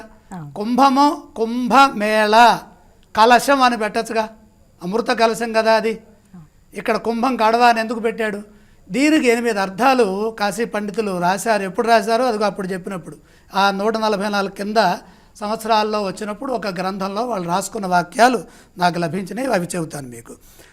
కుంభం అంటే ఏంటయ్యా అంటే 8 అర్థాలు చెప్పారు. కుం పృథ్వీం భావయంతి సంకేతయంతి భవిష్యత్ కళ్యాణాదికాయ మహత్యాకాశే స్థితాః బృహస్పత్యాదయో గ్రహాః సంయుజ్య హరిద్వార ప్రయాగాది తత్తత్ పుణ్యస్థాన విశేషానుద్దిశ్య యస్మిన్ సహా కుంభః అన్నారు. కుంభం అంటే పృథ్వీ అని, అంటే భూమి అని. ఏ విధంగా భావన అది ఉంటుంది అంటే భవిష్యత్ కళ్యాణాదికాయ మహత్యాకాశే స్థితాః, భవిష్యత్తులో వచ్చేటటువంటి మనకి భవిష్యత్తును ఊహించుకొని మనకి ఏంటిది కళ్యాణాదికాయ, కళ్యాణములను మనం శుభములని పొందటానికి ఏమిటంటే గొప్పదైనటువంటి ఆకాశంలో స్థితాః ఉన్నారట. ఎవరు? గగన మార్గంలో ఈ ఖగోళ రీత్యా జ్యోతిశాస్త్ర రీత్యా చెబుతున్నటువంటి బృహస్పత్యాదయో గ్రహాః సంయుజ్య, అవి కలవాలి, రాసులతో కలిసినప్పుడు ఆ గ్రహాల యొక్క సమ్మేళనం ఇందాక చెప్పుకున్నాం కదా. ఈ రోహిణి నక్షత్రంలో గురువు అని, తర్వాత శ్రవణలో సూర్యచంద్రుల యొక్క సమాగమ స్థితి అని ఇందాక కొన్ని చెప్పుకున్నాం కదా. అలాంటివి ఉన్నప్పుడు ఇక్కడ ఈ విధంగా ఏవైతే ఇలా ఉన్నాయో అలా 4 స్థానాల్లో ఉన్నప్పుడు ఆ పుణ్య స్థాన విశేషాలని అనుసరించి యస్మిన్ ఏదైతే వస్తుందో అది కుంభము. రెండవ అర్థం ఏం చెప్పారు? కం జలం పూరయతి. కం అంటే జలం అనే అర్థంలో తీసుకున్నారు. పూరయతి అవర్షణాది దుర్భిక్షేభ్యో దూరయతి ఇది కుంభ. ఈ కుంభం ఎంత గొప్పదయ్యా అంటే మనకి ఈ దుర్భిక్ష సంబంధమైనటువంటి జల సంబంధమైన దుర్భిక్షం దేవలోకేషు అని వేదంలో ఉంది కదా. దుర్భిక్షం దేవలోకేషు అమోనాముదకం గృహే అని ఉంది కదా. ఇట్లా ఈ దీనంతా కూడా ఈ దుర్భిక్షాన్నంతా కూడా ఉన్నటువంటి దుర్భిక్షాన్ని తీసేస్తుంది. ఇక మూడో అర్థం కుం పృథ్వీం పూరయతి మంగళ సన్మానాదిభిరితి కుంభ. ఇది ఏం పూరిస్తుందిట? ఈ పృథ్వీ ఈ కుంభం అనే అర్థంలో మంగళ సన్మానాదిభిరిది, మంగళప్రదమైనటువంటి గౌరవాన్ని ఇస్తుందట. ఇంకోటి ఏం చెప్పారు, కుహు పృథ్వీ అనుగృహ్యతే ఉత్తమోత్తమ మాహాత్మ సంగమై తదీయ హితోపదేశై యస్మిన్ సహా కుంభ. ఇప్పుడు అక్కడికి వెళ్తే ఎక్కువ మంది సాధువులు కనపడుతున్నారు, అక్కడ అగ్నులు పెట్టుకొని కనపడుతున్నారు. ఆ అగ్నులు పెట్టుకొని ఉండాలి అని కూడా అక్కడ చెప్పారు. కనీసం త్రిరాత్రంవా, ద్విరాత్రంవా త్రిరాత్రంవా అని చెప్పారు, ఏకరాత్రం చెప్పలే. అక్కడ అగ్నులు పెట్టుకొని రాత్రిపూట కాలక్షేపం చేయాలట.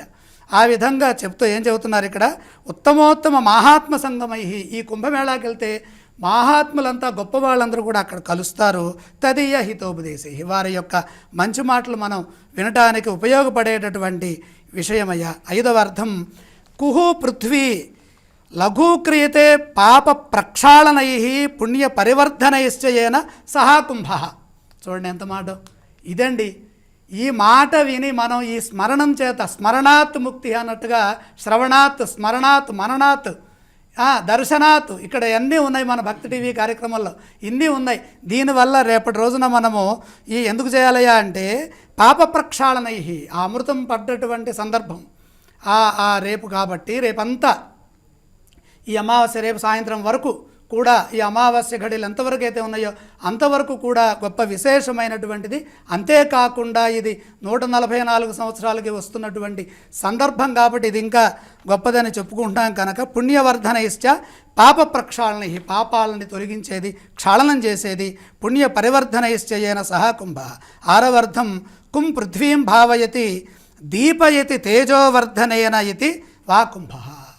అనేన ఇది తేజోవర్ధనేన ఇది వా కుంభ.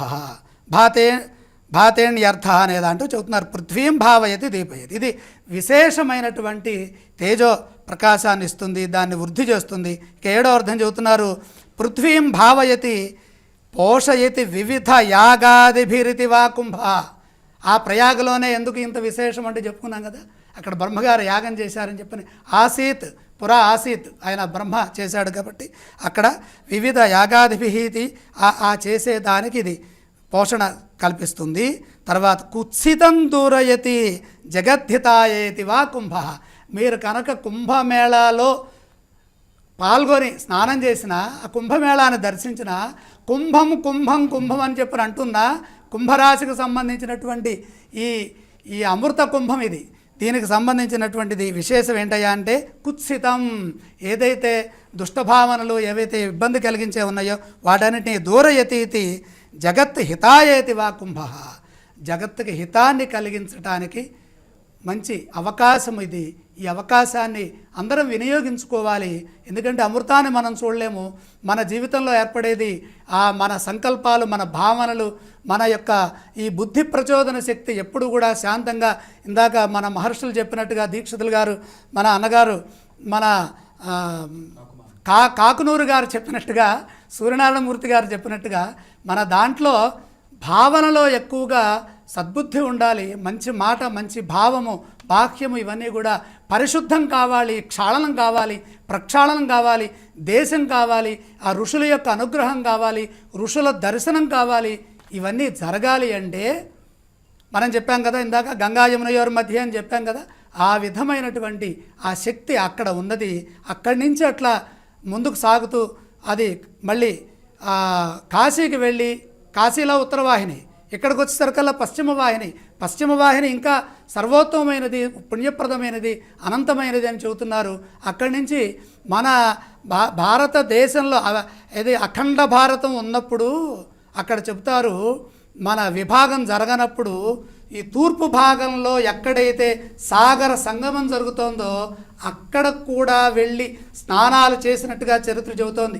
గంగా ముఖద్వారం అంటే హరిద్వారలో, గంగా మధ్యప్రదేశం జగన ప్రదేశం అంటే ఇక్కడ సంగమంలో, ప్రయాగలో, తర్వాత అక్కడ సాగర సంగమం, తూర్పు భాగంలో సాగర సంగమం. ఇప్పుడు అది బంగ్లాదేశ్లో ఉంది, మన దగ్గర లేదు. అక్కడ కూడా చేస్తే ఉత్తమం అని చెబుతారు. ఏది ఏమైనప్పటికీ కూడా గంగా నామస్మరణ చేయటం, యమున నామస్మరణ చేయటం, ఎవరైతే యమునా నది యొక్క నామస్మరణ చేస్తారో వారికి ఈ యొక్క యమ నరక సంబంధమైనటువంటి పాపములు అంటవు. అంటే వాళ్ళ మానసికంగా, శారీరకంగా, వాచకంగా చేయాలి. ఈ 12 సంఖ్య కూడా అవే. పంచ జ్ఞానేంద్రియాలు, పంచ కర్మేంద్రియాలు, తర్వాత మనస్సు, బుద్ధి, ఈ కలిపి 5, 10, ఈ మనస్సు బుద్ధి కలిపితే 12. కాబట్టి ఇవన్నీ కూడా మనం ఒకసారి స్నానం చేస్తే ఈ శరీరానికి పట్టినటువంటి ఈ దోషములు పోతాయి, మనస్సుకు పట్టినటువంటి దోషాలు క్షాళనవుతాయి. 12 సంవత్సరాల వరకు మాత్రమే ఇది మనని రక్షిస్తుంటుంది. మళ్ళీ 12 సంవత్సరాలకి ఆ పుష్కర యోగం, పుష్కర కుంభం రాగానే చేయాలి. ఇది స్థిర రాశులు, అంటే విష్ణు పదములు అంటారు ఈ రాశుల్ని.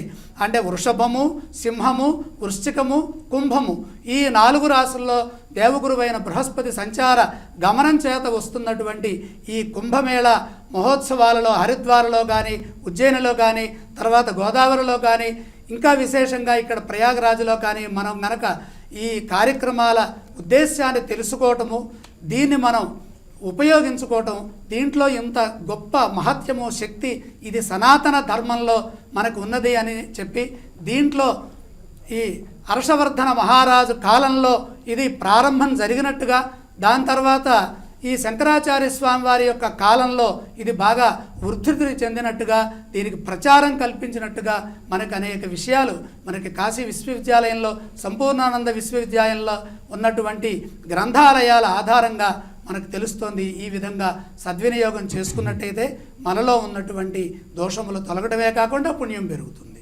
కుంభమేళ విశిష్టత చాలా చక్కగా తెలియజేశారు.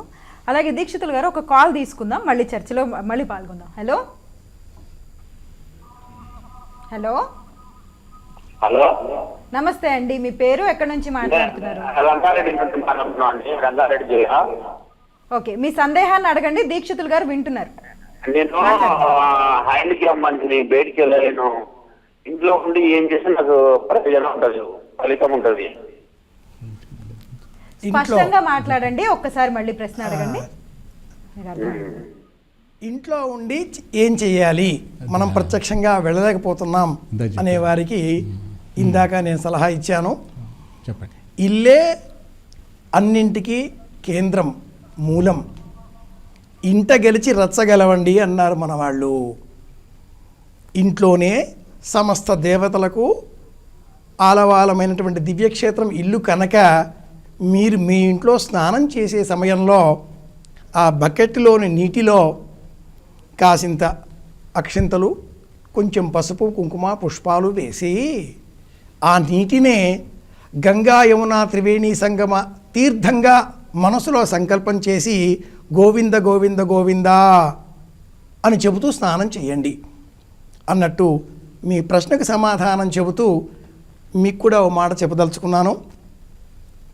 ఈ రోజుల్లో మనం చూసేటటువంటి గంగా యమున అంతర్వాహినిగా ఉండేటటువంటి సరస్వతి నది త్రివేణి సంగమం ప్రయాగ క్షేత్రానికి ఒడ్డున ఉన్నటువంటి ఒక కోటలో అతిపెద్దనైనటువంటి బావి ఉంది. చాలా పెద్ద బావి అది. ఉజ్జాయింపుగా ఒక 2000 సంవత్సరాలకు పూర్వం ఆ బావి నిర్మితమైనట్లుగా అక్కడ శాసనాలు ఉన్నాయి. ఈనాడు ఆ బావి, ఆ కోట, ఆ ప్రాంతమంతా సైనికుల సంరక్షణలో ఉంది. యమున, గంగ, ఈ 2 నదుల నిజమైనటువంటి సంగమ క్షేత్రం కూడలి ఆ బావి మధ్యలో ఉంది.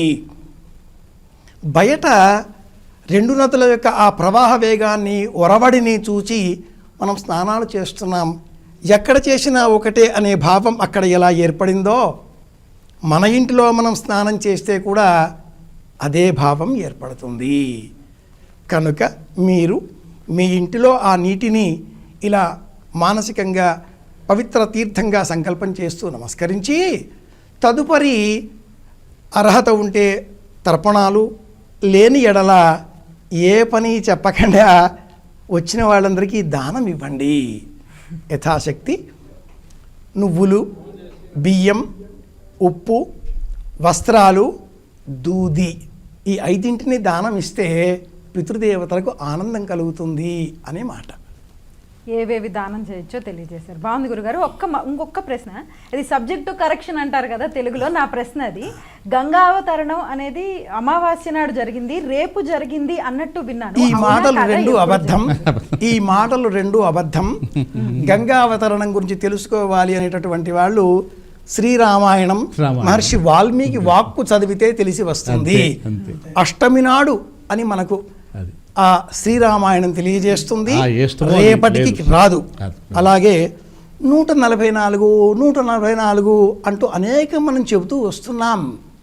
ఇది మనం చెప్పుకునే సంఖ్యా ప్రమాణాలే కానీ శాస్త్రానికి నిలబడేవి, తర్కానికి వాదించే సమయంలో నిలబడేవి కావు.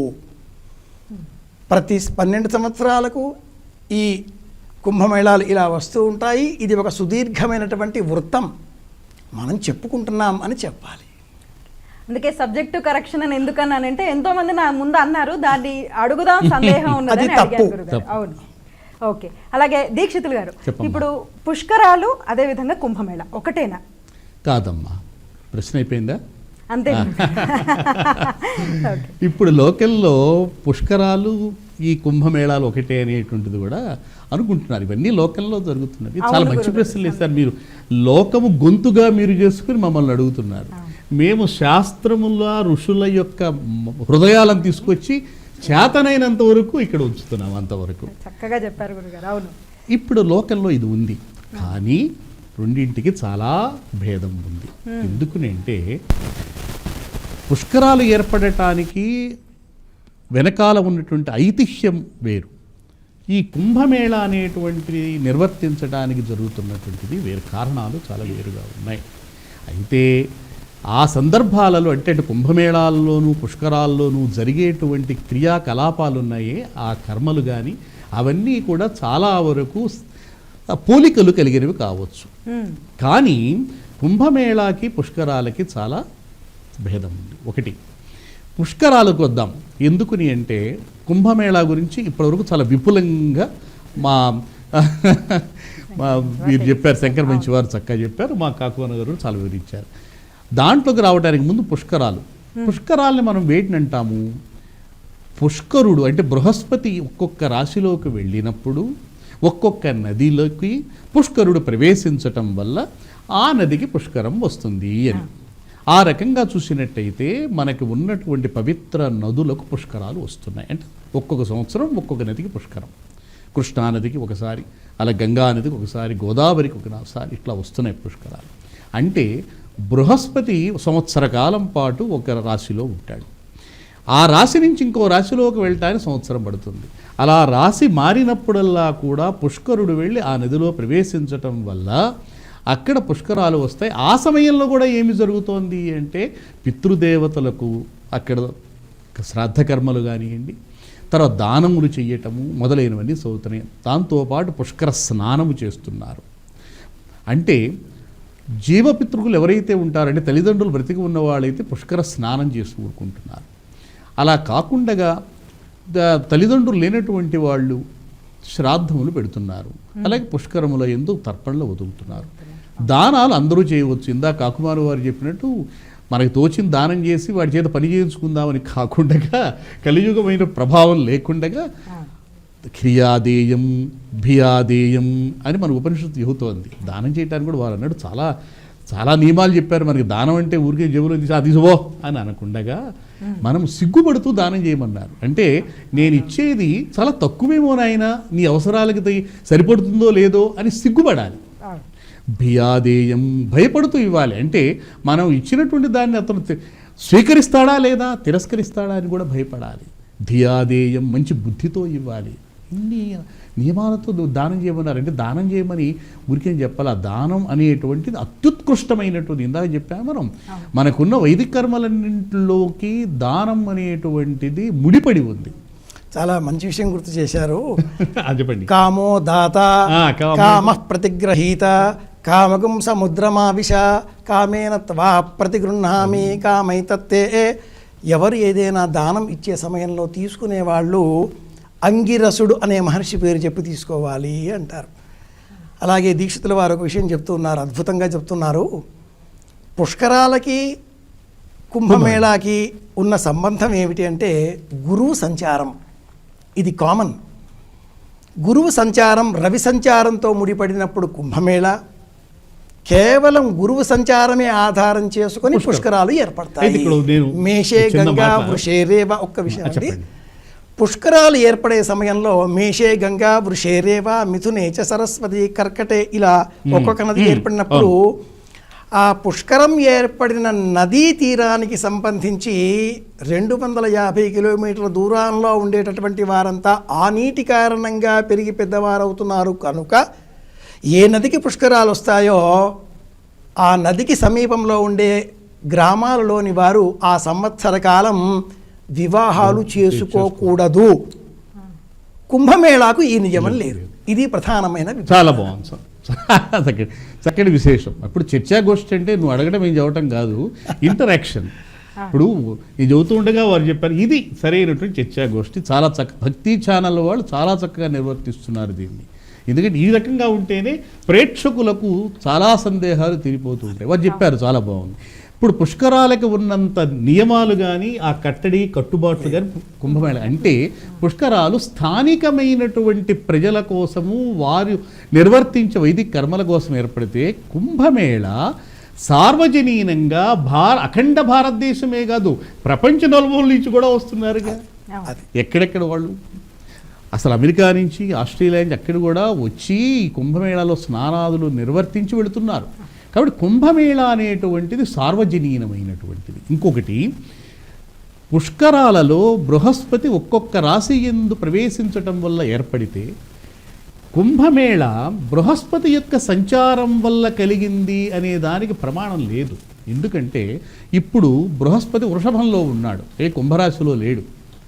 రవి మకరంలో ప్రవేశించాడు. అక్కడ కుంభరాశికినూ బృహస్పతి ప్రవేశానికి అటువంటివి ఏమీ లేవు. ఇక్కడ వారు చెప్పారు చాలా 8-9 నిర్వచనాలు, అద్భుతమైన నిర్వచనాలు. అవన్నీ కూడా కు అనేటువంటి సంస్కృత ఏకాక్షర పదం ఉంది, దాన్ని ఆధారంగా చేసుకుని వచ్చినటువంటిది. అదేమిటి అంటే కుం అంటే భూమిని, కువలయం అంటున్నాం అంటే భూవలయం. కుజుడు అంటే భూమికి పుట్టినవాడు. అందుకే ఆ కుజుడికి ఇంకో పేరు భౌమః అని, భౌముడు అని, భౌముడు అని. మంగళుడు అని అంటాం, అది సరే. భౌమః అనేట భూమికి పుట్టాడు. ఇక్కడ కు అనేటువంటి అక్షరం, అలాగే ఖమ్ అంటే ఆకాశం, ఖగోళం ఆకాశం. కాబట్టి ఇలా కు అనేటువంటి శబ్దం వల్ల కుం భూమిని భాసయతి ప్రకాశింపజేసేది కాబట్టి కుంభ. అలాగే కుం భావయతి అంటే భూమిని భావింపజేసేది కాబట్టి కుంభం. కాబట్టి కుంభం అంటే భాండం అనే ఒకటే కాదు ఇక్కడ అర్థం, సమస్తమైన భూమండలాన్ని కూడా భాసింపజేస్తుంది. దేనివల్ల చేస్తుంది? ఇంకోటి కూడా ఉంది అక్కడ. కుం భ అంటే భచక్రం ఉంది అంతరిక్షంలో. ఆ భూమికి భచక్రానికి అక్కడ ఉన్నటువంటి గ్రహములకు రెండింటికి కూడా మేళనం అంటే కలయిక జరుగుతుంది. అంటే అక్కడ ఉన్నటువంటి గ్రహముల యొక్క గతి వల్ల భూమి మీద ఉండేటువంటి జనులందరికీ కూడా అనేకములైనటువంటి శుభములు జరుగుతాయి. కాబట్టి ఇది ఒక మేళనం, అంటే అనేక సత్ఫలితాలు కలుగుతాయి. కాబట్టి కుంభమేళ అంటే ఇంత గొప్ప ఉత్కృష్టమైనటువంటిది. అలాగని పుష్కరాలు తక్కువని కాదు, పుష్కరాల విశిష్టత పుష్కరాలదే. వారు చెప్పినట్టు ఆ ప్రాంతవాసులందరూ సంవత్సర కాలం పాటు నిజంగా వివాహాలు చేసుకోరు. ఇంకోటి కూడా చాలామందికి తెలియదేమో కానీ వారి తండ్రి గారు కానీ ఎవరన్నా పోయినప్పుడు చితాభస్మాలు తీసుకెళ్ళి ఎక్కడో కలపాలనుకుంటారు. వారి శాస్త్రంలో కూడా లేదు, అక్కడ ఉన్న సమీపమైన నదిలోనే కలపని కూడా ఉంది. ఇవన్నీ చాలా విశేషాలు ఉన్నాయమ్మా. వారు ధర్మ సందేహాలు తీర్చేవారు కాబట్టి వారు చాలా విశేషాలు చెబుతారు. ఇప్పుడు ఈ విషయాలన్నీ కూడా ఇప్పుడు ఎందుకు వస్తున్నాయి అంటే ఇప్పుడు చాలా హృదయాలలో సందడి చేస్తున్న సందేహాలతో ఉన్నారు వీక్షకులు కానీ ఎవరైనా. కాబట్టి ఇక్కడ ప్రాంతాల వారీగా అఖండ భారతదేశాన్ని పరిధిగా చేసుకొని ఏర్పడినటువంటి అద్భుతమైనటువంటి సంప్రదాయాలు ఇవి, కార్యక్రమాలు ఇవి. అటులో కుంభమేళ అనేది అత్యద్భుతమైనది. ఇందాక వారు అన్నారు 12 సంవత్సరాలని మన వాళ్ళు పెట్టారు. ఇది అనంతమైనటువంటిది. కుంభమేళా కార్యక్రమం అనంతమైనది, దీనికి ఒక కాలం అంటూ లేదు. బ్రిటిష్ కాలంలో కూడా అంటే కుంభమేళా అంటే అప్పుడు కొంతమంది సాధువులు, కొంతమంది తెలిసినటువంటి పండితులు మాత్రమే వెళ్ళి అలా స్నాన సంధ్యాదులు పూర్తి చేసుకుని దానాలు చేసి తర్పణలు వదిలి వచ్చేవాళ్ళు. సామాన్య జనులు ఎళ్ళైపోయేవాళ్ళు. భక్తి ఛానల్ లాంటి ప్రచార ప్రసార సాధనాల యొక్క అత్యద్భుతమైనటువంటి సేవా యోగం వల్ల సమస్త జనులకు కూడా దాని ప్రాధాన్యాలు తెలిసి తండోపతండాలుగా లక్షలుగా కోట్లగా అక్కడ అంత అసలు ఇంకో తేడా విషయం ఉంది ఏంటంటే కాబట్టే కుంభమేళాకి అంతమంది వస్తున్నారు. ఇంకో విశేషం ఏంటంటే నది యందు సముద్రం కలిస్తే నదీ సాగర సంగమం. ఇప్పుడు ఇక్కడికి విశేషం ఉంది. 3 నదులు కలిసే త్రివేణి సంగమంలో ఇంకో సముద్రం వెళ్ళి కలుస్తోంది ఇప్పుడు ఈ 45 రోజుల పాటు. ఏమిటా సముద్రము అంటే భక్తజన సముద్రం కలుస్తోంది. ఏమంటే 45 కోట్ల మంది రావటం అంటే మామూలు విషయమా? ఏ రోజు కాదు. కాబట్టి ఇది ఒక విశేషమైన నదీ సాగర సంగమం. భక్తజన నదీ సముద్రము త్రివేణి సంగమం 3 నదులు కలిసేటువంటి అద్భుతమైనది మహాకుంభమేళా. ఇది బ్రిటిష్ వాళ్ళ కాలంలో ట్యాక్సులు వేసి చాలా హింసలు పెడితే 1954 నుంచి దాన్ని భారత ప్రభుత్వం వాళ్ళు చక్కగా ప్రారంభించేశారు. అది అలా అలా పెరుగుతూ వచ్చింది. 6 ఏళ్లకోసారి ఇది అర్ధ కుంభమేళా అంటారని, 12 ఏళ్ళకు జరిగితే పూర్ణ కుంభమేళా అంటారని, అలా 12 సార్లు అయిపోయింది ఇప్పటికి వీళ్ళ లెక్క. ఈ పిచ్చి లెక్కలంటే ఇవన్నీ ఇప్పుడు పెట్టుకున్న లెక్కలు ఇవి. అలా జరిగితే 144 సంవత్సరాలు అవుతాయి. దాన్ని మహాకుంభమేళా అంటే మళ్ళీ 144 ఏళ్ళకి వస్తుంది కాబట్టి ఇప్పుడు ఎగబడుతున్నారు జనం. అదేమి కాదు. కాకుమనువా చెప్పినట్టు వెళ్ళలేని వాళ్ళు ఉంటే బాధపడక్కర్లేదు. అక్కడ ఉన్నటువంటి ఇప్పుడు సమస్తమైన ఇప్పుడు ప్రతిరోజు కూడా మనం అర్చన చేస్తూ కూడా అంటే అక్కడ ఒక అనుబంధ ప్రశ్న. ఇప్పుడు మనం అక్కడికి వెళ్ళలేని వాళ్ళు దగ్గరలో ఇప్పుడు గోదావరి గాని కృష్ణ గాని ఉంటుంది. గోదావరిలో గాని కృష్ణలో గాని స్నానం చేయవచ్చా అమ్మ తల్లి ఊళ్ళో? వారు చెప్పిన సంకల్పం చెప్పుకుని చేయటం. శంకర మంచి గారు మీతో మొదలు పెడదాం. ఇప్పుడు మనం ఇప్పటిదాకా కుంభమేళా గురించి మాట్లాడుకున్నాం, కానీ మౌని అమావాస్య అనేది ప్రతి సంవత్సరం వస్తుంది, అవునా? మౌని అమావాస్య అంటే పేరులోనే ఉన్నది మౌనంగా ఉండడం, ఇంతగా తెలియజేశారు అందరూ కూడా. మరి ప్రతి అమావాస్యకి మౌని అమావాస్య అని పెట్టాం కదా పేరు. రేపే మౌని అమావాస్య అని ఎందుకు అంటాం? అదే ఇందాక మనం చెప్పుకుంటాం కదా. ఇప్పుడు ఇక్కడ అక్కడ ఉన్నటువంటి మునులు, మౌని అమావాస్య అంటే మౌనంగా ఉండడం అనే కాదు, అది మునుల సంబంధమైంది. మునులు వెళ్ళి స్నానం చేస్తారు అక్కడ. ఎక్కడ మునులు స్నానం చేస్తారు? గంగా యమున యోర్ మధ్యే వసంతి. అక్కడ ఉన్నటువంటి మునులు ప్రత్యేకంగా ఈ బృహస్పతి, ఇందాక మనం చెబుతూ చాలా కలుషితం చేస్తున్నాం కార్యక్రమాన్ని. ఏంటంటే దాంట్లో వృషభంలో బృహస్పతి ఉండాలి, మకరంలో సూర్యచంద్రులు ఉండాలి, అప్పుడే వస్తుంది అని చెప్పారు. ఇంకా యూపీ గవర్నమెంట్ ఏం చెప్పింది, భారత ప్రభుత్వం ఏం చెప్పింది, ఇది మహాకుంభమేళా పూర్ణ కుంభమేళా కాదని చెప్పింది గవర్నమెంట్ సైట్లో.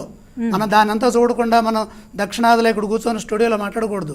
ఆ సైట్లో ఏం చెప్పారు, వాళ్ళు ఏం ప్రచారం చేస్తున్నారు, అక్కడ ఏం పెట్టారు, ఇది మహాకుంభమేళా, దీని చరిత్ర వెనక్కి వెళ్ళగా వాళ్ళకి సంబంధించినటువంటిది ఇది.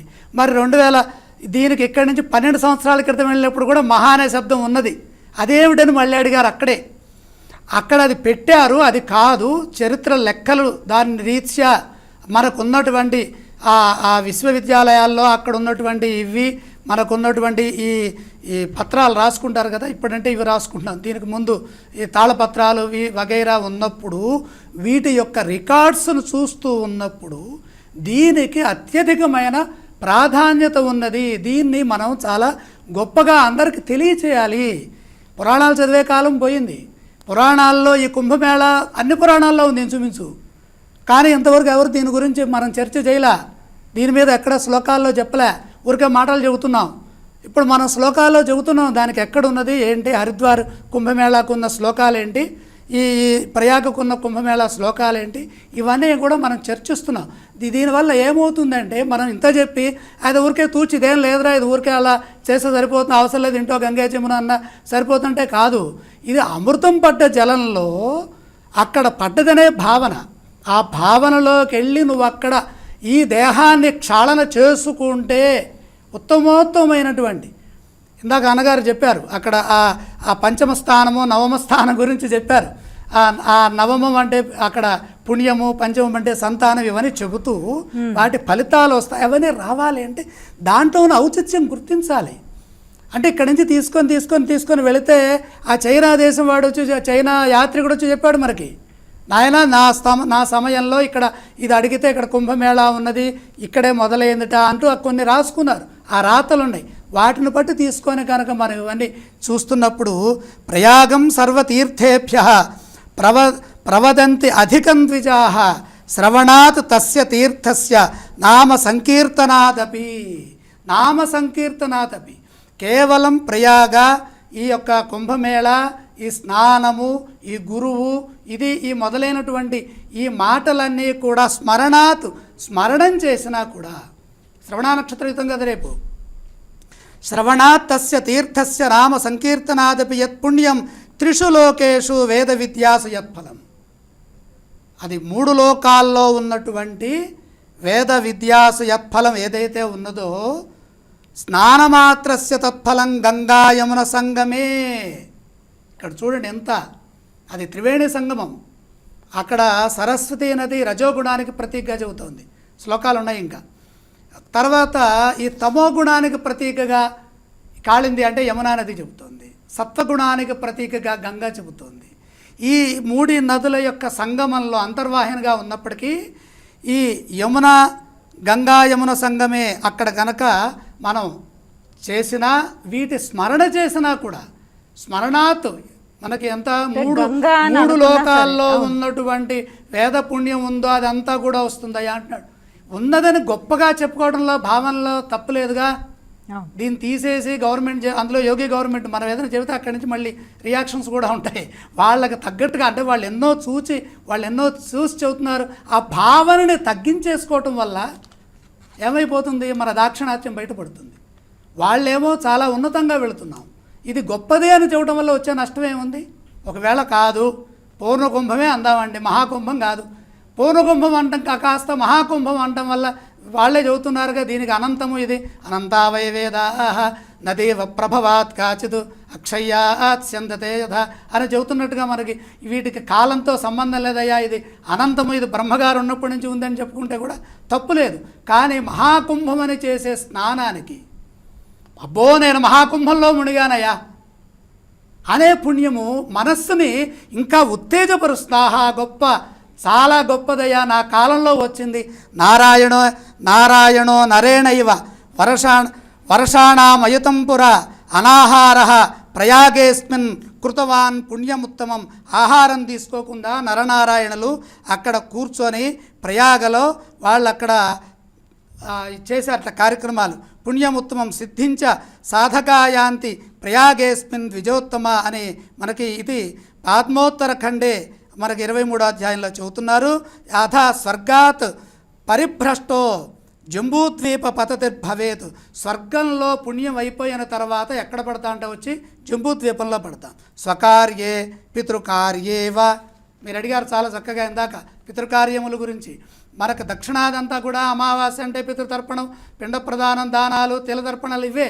కానీ వాళ్ళకి అమావాస్య అంటే ఇది ఒక్కడే కాదు, పితృతర్పణాలు మాత్రమే కాదు. ఉత్తర భారతదేశంలో జలం ఎక్కడైతే చుట్టూ ఉన్నదో, సముద్ర వలయంగా ఉన్నటువంటి జలం ఏదైతే ఉందో, అంటే ఈ సముద్ర ప్రాంతం చుట్టూ సముద్రం ఉన్నటువంటి భాగం అంతా ఏదైతే ఉందో దానికి పై భాగంలో ఉన్నది ఇదంతా.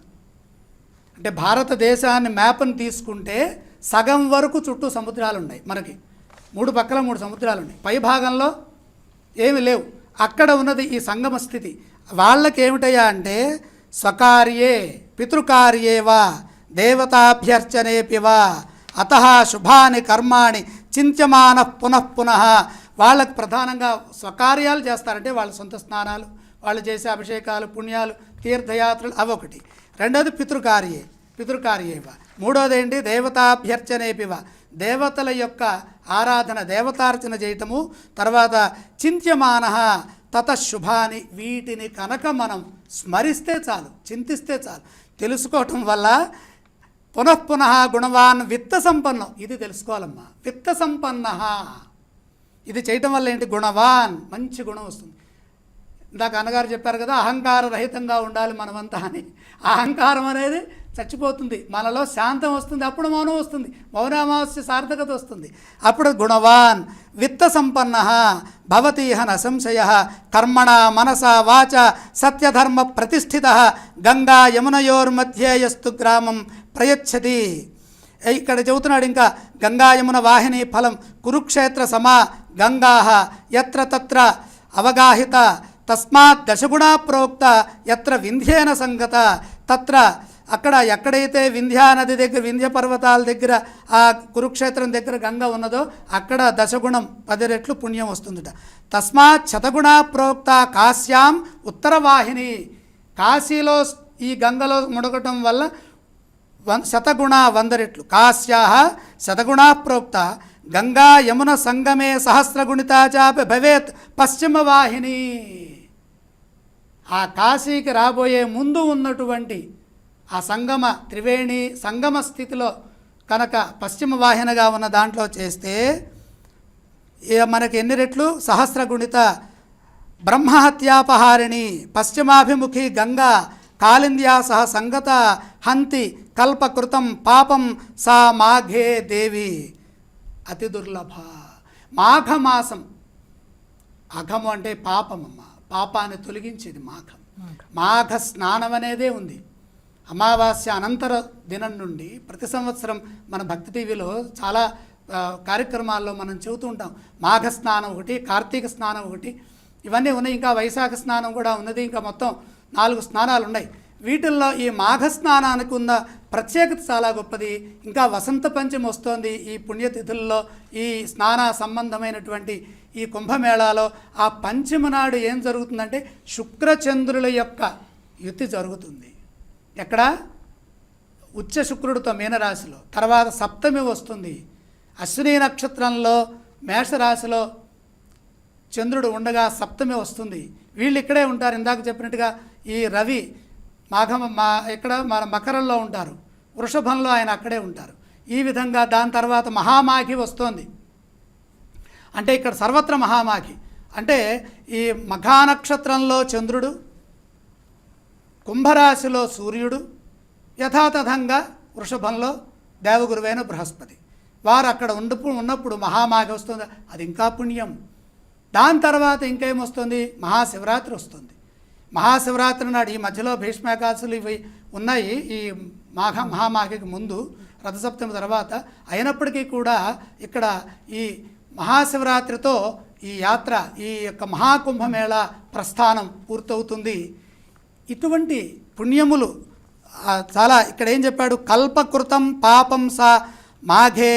ఈ కల్పకృతం ఒక అనేక జన్మలుగా మనం జన్మిస్తూ ఉంటాం. అనేక రకాలుగా ప్రారబ్ధ కర్మ, సంచిత కర్మ, ఆగామి కర్మలు మనని పట్టుకుంటూ ఉంటాయి. అవన్నీ కూడా ఈ స్నానాల ద్వారా పోతాయి. అమృతం కథ్యతే రాజన్ సా వేణి పరికీర్తిత తస్యా మాఘే ముహూర్తంతు దేవానామపి దుర్లభం. దేవతలందరూ కూడా మౌని అమావాస్య నాడు అక్కడ నదే తిష్టంతి. దేవతలంతా కూడా నదిలో ఉంటారయా, నివాసం ఉంటారు. గంగేచి యమునే కృష్ణే మనం చెబుతున్నాం, గోదావరి సరస్వతి చెబుతూ మళ్ళీ కలశస్య ముఖే విష్ణు కంఠే రుద్ర సమాశ్రిత అని చెబుతున్నాం. ఈ విధంగా చెబుతున్న దాంట్లో ఈ అతి దుర్లభమైనటువంటి దాంట్లో పృథివ్యాం యాని తీర్థాని పురః పుణ్యాస్తథాసతి స్నాతు మాయాతి తా వేణ్యాం మాఘే మకర భాస్కరే అని చెబుతోంది. ఆస్తిక ఉవాచ. ఆస్తిక మహాముని ఒక మాట చెబుతున్నాడు జనమేజయుడితో భారతంలో. నాయన, నువ్వు చేసిందే యాగం కాదయ్యా. ప్రజాపతేర యజ్ఞ ఆసీత్ ప్రయాగే అశ్వమేధాది యాగాశ్చ ప్రయాగస్య రజః పునః తులితం బ్రహ్మణ పూర్వం నతే అజస్ర నతే ద్రజసా సమాహ అని ఇక్కడ చెప్పారు. బహుజన్మార్జితాన్యపి ప్రయాగనామశ్రవణాత్ క్షీయంతే అతీవ విహ్వలం ధర్మతీర్థమిదం సమ్యక్ అర్థతీర్థమిదం పరం కామికం తీర్థమేతశ్చ మోక్షతీర్థమిదం ధ్రువం.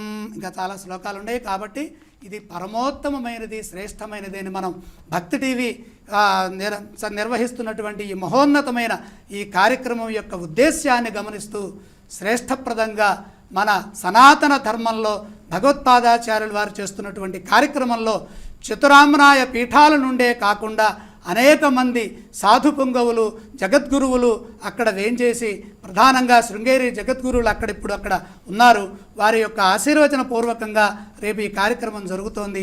ఈ చూస్తున్న వాళ్ళందరికీ కూడా విశేషమైన పుణ్యము ఈ కార్యక్రమాన్ని చూడటము, రేపు అక్కడ నదీ స్నానాలను కూడా దర్శించడం. మనం కూడా గంగేచి యమునే కృష్ణే గోదావరి సరస్వతి నర్మదే సింధు కావేర్యౌ జలేస్మిన్ సన్నిధిం కురు అని మనం ఆ జలంలో ఈ శ్లోకాన్ని అనుకొని స్నానం చేస్తే మనకు కూడా ఆ కుంభమేళా ఫలితము, ఆ అమృత వర్షము మన యందు మన హృదయాల్లో వర్షించి పాపం తొలగి భక్తి భాజనలమై ముందుకు సాగాలని కోరుతున్నాం. గురుగారు చక్కగా తెలియజేశారు. అట్లానే కాకునూరు గారు, మనం ఇప్పుడు కుంభమేళా గురించి మాట్లాడుకున్నాం, రేపు మౌని అమావాస్య గురించి మాట్లాడుకున్నాం. మౌని అమావాస్య తర్వాత మనకి మాఘమాసం రాబోతోంది. మాఘమాసం ఇంకా ప్రత్యేకం, అందులో ఎన్నో పండగలు ఉన్నాయి, ఎంతో విశిష్టత ఉంది. స్నానానికి ఎంతో మనకి ఈ మౌని అమావాస్య కంటే కూడా తర్వాత మాఘమాసంలో కూడా నదీ స్నానం విశిష్టత చక్కగా తెలియజేశారు. మరి ఈ మాఘమాసం మొత్తం విశిష్టత, నదీ స్నానం విశిష్టత తెలియజేస్తారు. అంటే మాఘమాసంలో నదీ స్నానం తప్పకుండా. స్నానం సంధ్యా జపో హోమో దేవతానాంచ పూజనం ఆతిథ్యం వైశ్వదేవంచ షట్కర్మాణి దినే దినే. ప్రతి వ్యక్తి రోజు చేయవలసినవి 6 కర్మలు ఉంటాయి. ఈ 6 మొదటిది స్నానం. ఈ స్నానం చేయడం అంటే రోజువారీగా మనం చేసేటటువంటి నీరు పుచ్చుకొని స్నానం చేయడం ఒకటి. భగవత్ స్నానం అన్న పేరిట ప్రాతరగ్నిం ప్రాతరింద్రగం హవామహే, జీవన రసాయనం అనే ప్రక్రియలో ఉదయం లేచినది మొదలుగా రాత్రి నిద్రించే వరకు గోవింద గోవింద అనే స్మరణతో, శ్రీరామ జయం అన్న స్మరణతో, శుభమస్తు అనే శబ్దజాలంతో, శ్రీకృష్ణార్పణమస్తు అంటూ రోజును పూర్తి చేయడం, ఇది కూడా దివ్య స్నానం. ఆంగ్లంలో డివైన్ బాత్ అంటూ ఉంటాం. కుంభమేళాకు వెళ్ళి స్నానం చేసే యోగ్యత, అర్హత, అవకాశం ఉంటే వెళ్ళి చేద్దాం. ప్రయాగ క్షేత్రంలో వేణీదానం ప్రశస్తం. భార్యాభర్తలు దంపతులుగా ఉన్నవారు ప్రయాగకు వెళ్ళి స్నానం చేసినట్లయితే అక్కడ ఆ వేణీదాన సంకల్పం చేసి ఇల్లాలు జడ భర్త వేసి, ఆ జడ వేసిన అనంతరం పువ్వుల చేత అలంకరించి చివరలో 3 కత్తెరలు సమర్పించాలి. పరాశర స్మృతిలో ఇందుకు ఆధారం ఉంది. ఇది కేవలం ప్రయాగ క్షేత్రానికే ప్రత్యేకం, ఇంకెక్కడా లేదు లేదు లేదు. ఇలాంటి దివ్యమైనటువంటి విశేషమైనటువంటి సందర్భం ఈ 4 సంబంధంగా ఉండేటటువంటి క్షేత్రాలలో ప్రయాగ, నాసిక్, ఉజ్జయిని, హరిద్వార్. ఈ 4 ప్రయాగ 9-5, నాసిక్ 9-5, వృశ్చికం కర్కాటకం ఈ సంబంధం. గురువు మంచి మాటను ప్రసాదిస్తాడు, రవి ఆత్మజ్ఞానాన్ని అందిస్తాడు. అలాగే ఉజ్జయిని, హరిద్వార్ ఈ రెండింటికి 3-11 అనే సంబంధం ఉంది. సింహం తుల, కుంభం మేషం. ఈ అంశాలన్నీ ఒక పక్కన ఉండగా, ఉందిలే మంచి కాలం ముందు ముందున అన్నట్లుగా మనందరికీ మాఘ స్నానాలు ప్రారంభమవుతున్నాయి. ఎల్లుండి నుంచి, పాడ్యమి నుంచి. స్కంద పురాణంలో 82,000 శ్లోకాలతో కూడుకున్నటువంటి స్కంద పురాణంలో ఒక ప్రత్యేకమైన అధ్యాయం మాఘ మాహాత్మ్యం. ఈ మాఘ మాహాత్మ్యాన్నే మనం మాఘ పురాణం అని పురాణంగా చెప్పుకుంటున్నాం. ఈ మాఘ మాహాత్మ్యంలో స్నానం ఎంత ప్రత్యేకత అని ఎందుకు చెప్పారంటే, స్నానం చేసే సమయంలో కాలితో కాలు రాచుకొనరాదు. అలాగే శిఖ ముడి వేసుకునే అర్హత కలవాళ్ళు ఆ ముడి విప్పిన తర్వాత సంకల్పం చేసి స్నానం చేయాలి. స్నానం చేసిన అనంతరం ఎవరి వస్త్రాన్ని వారే పిడుచుకోవాలి. తదనంతరం పొడి వస్త్రం ధరించి దేవతార్చన, పూజ, పుష్పాలు, తులసి దళాలు త్రెంచుకోవడం ఇవన్నీ కూడా ఒక క్రమంగా వస్తాయి. స్నానం, సంధ్యాజపం, హోమో దేవతానాంచ పూజనం, ఆతిథ్యం వైశ్వదేవంచ షట్కర్మాణి. మాఘమాసంలో మనకు అనేక సందర్భాలలో భీష్ముడు ఉత్తరాయణ పుణ్యకాలం వచ్చే వరకు వేచి ఉన్నాడు. మఘా నక్షత్రం సింహరాశికి ప్రత్యేకం, ఇది కేతు నక్షత్రం. స్నానానికి యోగ్యత కల ఈ మఘ, అశ్విని, మూల ఈ మూడింటికి ఒక ప్రత్యేకత ఉంది. స్నాన సంబంధంగా చెప్పే అంశాన్ని కృష్ణయజురారణ్యకంలో ఒక కథ ప్రత్యేకంగా ప్రస్తావన చేస్తుంది. కనుక మాఘమాసంలో అష్టమి తిథి వరకు భీష్మాచార్యుల వారు, దేవవ్రతుడు వారి నిజమైన పేరు, వేచి ఉండి ధర్మరాజును పిలిచి అనేక ధర్మపన్నాలు బోధించి కృష్ణ పరమాత్ముడిని స్తోత్రం చేసే విధంగా విష్ణు సహస్రనామ స్తోత్రాన్ని ధర్మరాజు ముందు గానం చేసి అష్టమి నాడు అభిజిత్ ముహూర్త సమయంలో దేహత్యాగం చేశాడు. భీష్మాష్టమి, నవమి, దశమి, ఏకాదశి, ద్వాదశి ఈ 5 రోజులు కూడా భీష్మ పంచక వ్రతం అనే వ్రతం పేరిట బియ్యంతో తర్పణాలు వదలాలి. ఇది ప్రత్యేకం. గురుగారు అందులో ముందు ప్రశ్న భీష్మ ఏకాదశి అంటూ ఉంటారు. అష్టమి నాడు నిర్యాణం చెందిన భీష్ముడికి జ్ఞాపకంగా అనేక ఏకాదశులకు ఉండే పేర్లలో ఆమలక ఏకాదశి, పుత్రద ఏకాదశి, అలా ఈ ఏకాదశికి భీష్మ ఏకాదశి అన్న నామం పురాణాలు అందించాయి. భీష్ముడు దేహత్యాగం చేసిన రోజు అష్టమి, అనుశాసనిక పర్వం మనం గమనించవచ్చు. ఈ క్రమంలో మాఘమాసం అంతా కూడా ఇక నుంచి సూర్యకాంతి విస్తృతంగా మనకు లభిస్తుంది. మీన చైత్రం,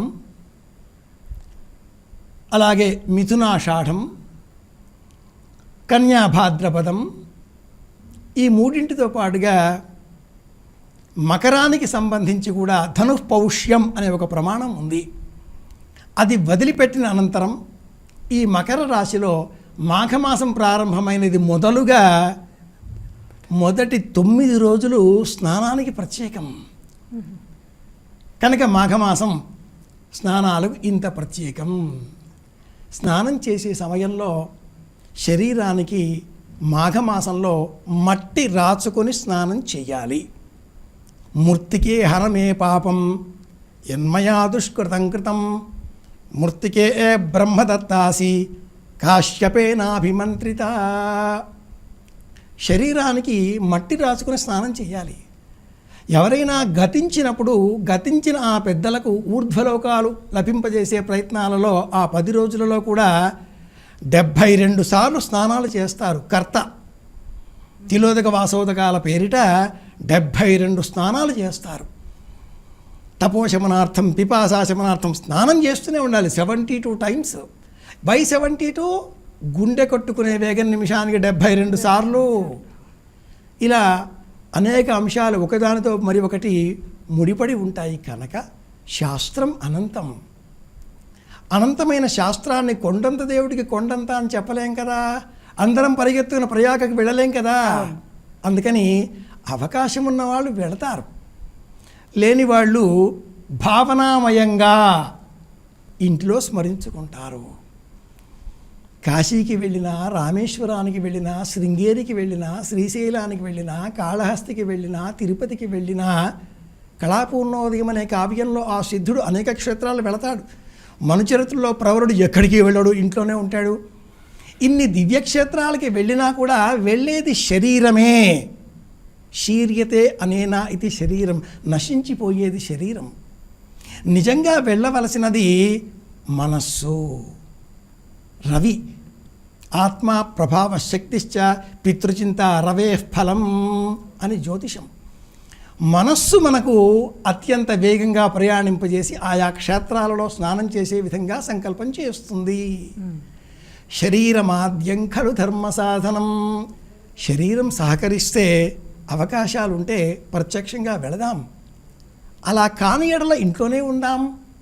పరుగెత్తుకొని కోటాను కోట్ల మందిలో యుద్ధాలు చేసి ఎవరికో ఫోన్లు చేసి అక్కడి దాకా వెళ్ళి పరిగెత్తి అలసిపోవడం కంటే ఇది ప్రత్యామ్నాయంగా ప్రపంచవ్యాప్తంగా అనేకులు వస్తున్నారు, తెలుసుకున్నాం, మనసులో ఆనందం పంచుకుందాం, యథాశక్తి అనుసరిద్దాం.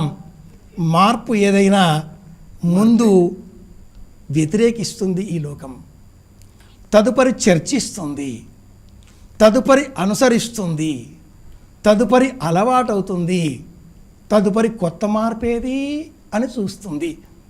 మార్పు కుంభమేళ, కొత్త మార్పు మాఘమాస స్నానాలు. నిరంతరం కొత్తదనం కోరుకుంటూ ఉంటాం కనుక నిత్యనూతనంగా ఆలోచించే క్రమంలో దైవభక్తిని పెంచుకుందాం, భక్తి కంటే మించిన మరో మార్గం లేదు అని తెలుసుకుందాం. చాలా చక్కగా తెలియజేశారు గురుగారు. ఈనాటి కార్యక్రమంలో నేను ఎప్పుడు చెప్పినట్టే మౌని అమావాస్య గురించి తెలుసుకున్నట్టయితే ఇంకా చక్కగా అందరూ కలిసి మొత్తం ఫ్యామిలీ అంతా కూడా చాలా చక్కగా చేసుకోవచ్చు, పుణ్యస్నానాలు ఆచరించవచ్చు. అదేవిధంగా మీరు దానాలు ఏవి చేయాలి, అదేవిధంగా పుణ్యస్నానాలు ఏ విధంగా చేసుకోవాలంటే ప్రయాగరాజ్కి వెళ్ళలేని వాళ్ళు ఇంటి దగ్గరలో ఉన్న నదిలో స్నానం ఆచరించడం, లేకపోతే ఇంట్లో, ఇట్లా ఎవరికి వీలైతే ఏది వాళ్ళకు వీలైతే అది చక్కగా చేసుకోవచ్చు అన్న విషయాన్ని చాలా చక్కగా ఇద్దరు కూడా తెలియజేశారు. అలాగే దీక్షితులు గారు కూడా తెలియజేశారు. అందరికీ కూడా ధన్యవాదాలు. కృష్ణార్పణం. ఇక్కడ కొద్దిగా స్తోత్రం ఉన్నది, 2 వాక్యాలు. ఎందుకంటే ఇంత చెప్పి మనం ఆ ప్రయాగరాజు యొక్క స్తోత్రము, యమున, అక్కడ వేణి మాధవుడు వాళ్ళని కొద్దిగా స్మరిస్తే మనం ఎంత చెప్పిన దానికి సూచిన దానికి మరింత పుణ్యం వస్తుంది. 2 వాక్యాలు ఉన్నాయి. అథ స్తోత్రం సరస్వతీరజో రూప తమో రూప కళిందజ సత్వరూప చ గంగాత్ర నయంతి బ్రహ్మ నిర్గుణం వారణాస్యాం విశాలాక్షీం నైమిషే లింగధారిణి ప్రయాగే లలితాదేవి కామాక్షి గంధమాదనే. అంటే ఇక్కడ ఈ ప్రయాగకు లలితాం వారే అక్కడ అధిష్టాన దేవత. ప్రయాగే మాధవం దృష్ట్వా వేణీ మాధవ రూపీతు భగవాన్ తత్ర తిష్టతి. అథ గంగాధ్యానం చతుర్భుజాం త్రినేత్రాంచ సర్వాయ అవయవభూషితాం రత్నకుంభాం సితాంభోజాం వరదామభయప్రదాం శ్వేతవస్త్రపరిధానాం ముక్తామణివిభూషితాం తతో ధ్యాయేతు స్వరూపాంచ చంద్రాయుత సమప్రభాం. అథ కాళిందీ ధ్యానం, యమునా ధ్యానం. కాళిందీ సూర్యతనయ యమునా శమనస్వస సర్వాణి హృదయస్థాని మంగళాని శుభాని చ దదాతి చేప్సితాన్ లోకే తేన సా సర్వమంగళ సంగమాద్గమనాత్ గంగా లోకే దేవి విభావ్యతే యమస్య భగినీ జాత యమునా తేన సామత. ఇది దేవీ పురాణే.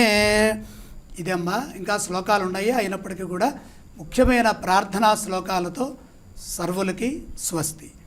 కరెక్ట్. ఈ కార్యక్రమాల్లో ఎన్నో విషయాలు మాకు అందరికీ తెలియజేసినందుకు, ప్రేక్షకులకు తెలియజేసినందుకు ధన్యవాదాలు గురుగారు. కృష్ణార్పణం. వీక్షించారు కదా, రేపు మౌని అమావాస్య ఎంతో ప్రత్యేకం. నదీ స్నానాలకి, దానాలకి, స్మరణకి చక్కగా స్మరించుకున్నా సరే చక్కగా మంచి శుభ ఫలితాలు వస్తాయి. అంతేకాదు కుంభమేళ అని స్మరించుకున్నా, లేకపోతే ఇట్లాంటి సత్సంగం మంచిగా మాట్లాడుకున్నా కుంభమేళ గురించి చక్కటి ఫలితాలు, చక్కటి పుణ్యము లభిస్తుంది. అంతేకాదు మనం వెళ్ళలేదు అని బాధపడక్కర్లేదు. చక్కగా ఇంట్లోనే గంగే యమునే చేవ గోదావరి సరస్వతి నర్మదే సింధు కావేరి జలేస్మిన్ సన్నిధింకురు, లేదు గోవింద గోవింద గోవింద అని చెప్పుకున్నా సరే చక్కగా ఇంట్లో స్నానం చేసి చక్కగా మనం ఆ పుణ్యాన్ని మనం మూటగట్టుకోవచ్చు. అంతేకాదు స్మరణ చాలా చాలా ప్రధానం, దైవ స్మరణ, దానాలు కూడా ఇవ్వాలి. అంతేకాదు రేపు 5 గంటల నుంచి కూడా భక్తి టీవీలో అన్ని లైవ్ కార్యక్రమాలు, ప్రత్యక్ష ప్రసారాలు ఈ కుంభమేళాకు సంబంధించి, మౌని అమావాస్యకు సంబంధించి చక్కగా ప్రసారం అవుతాయి. వీక్షించండి. చక్కగా పుణ్యం అలాగే అన్నీ కూడా చూసినందుకు అంటే మనం చూస్తే ఇంకా చక్కగా పుణ్యం అనేది లభిస్తుంది. వెళ్ళలేదు అని బాధ కూడా పడక్కర్లేదు. ఇది ఈనాటి మన ప్రత్యేక చర్చా కార్యక్రమం మౌని అమావాస్య మీద. మరో కార్యక్రమంతో మళ్ళీ కలుసుకుందాం. అంతవరకు సెలవు. నమస్కారం.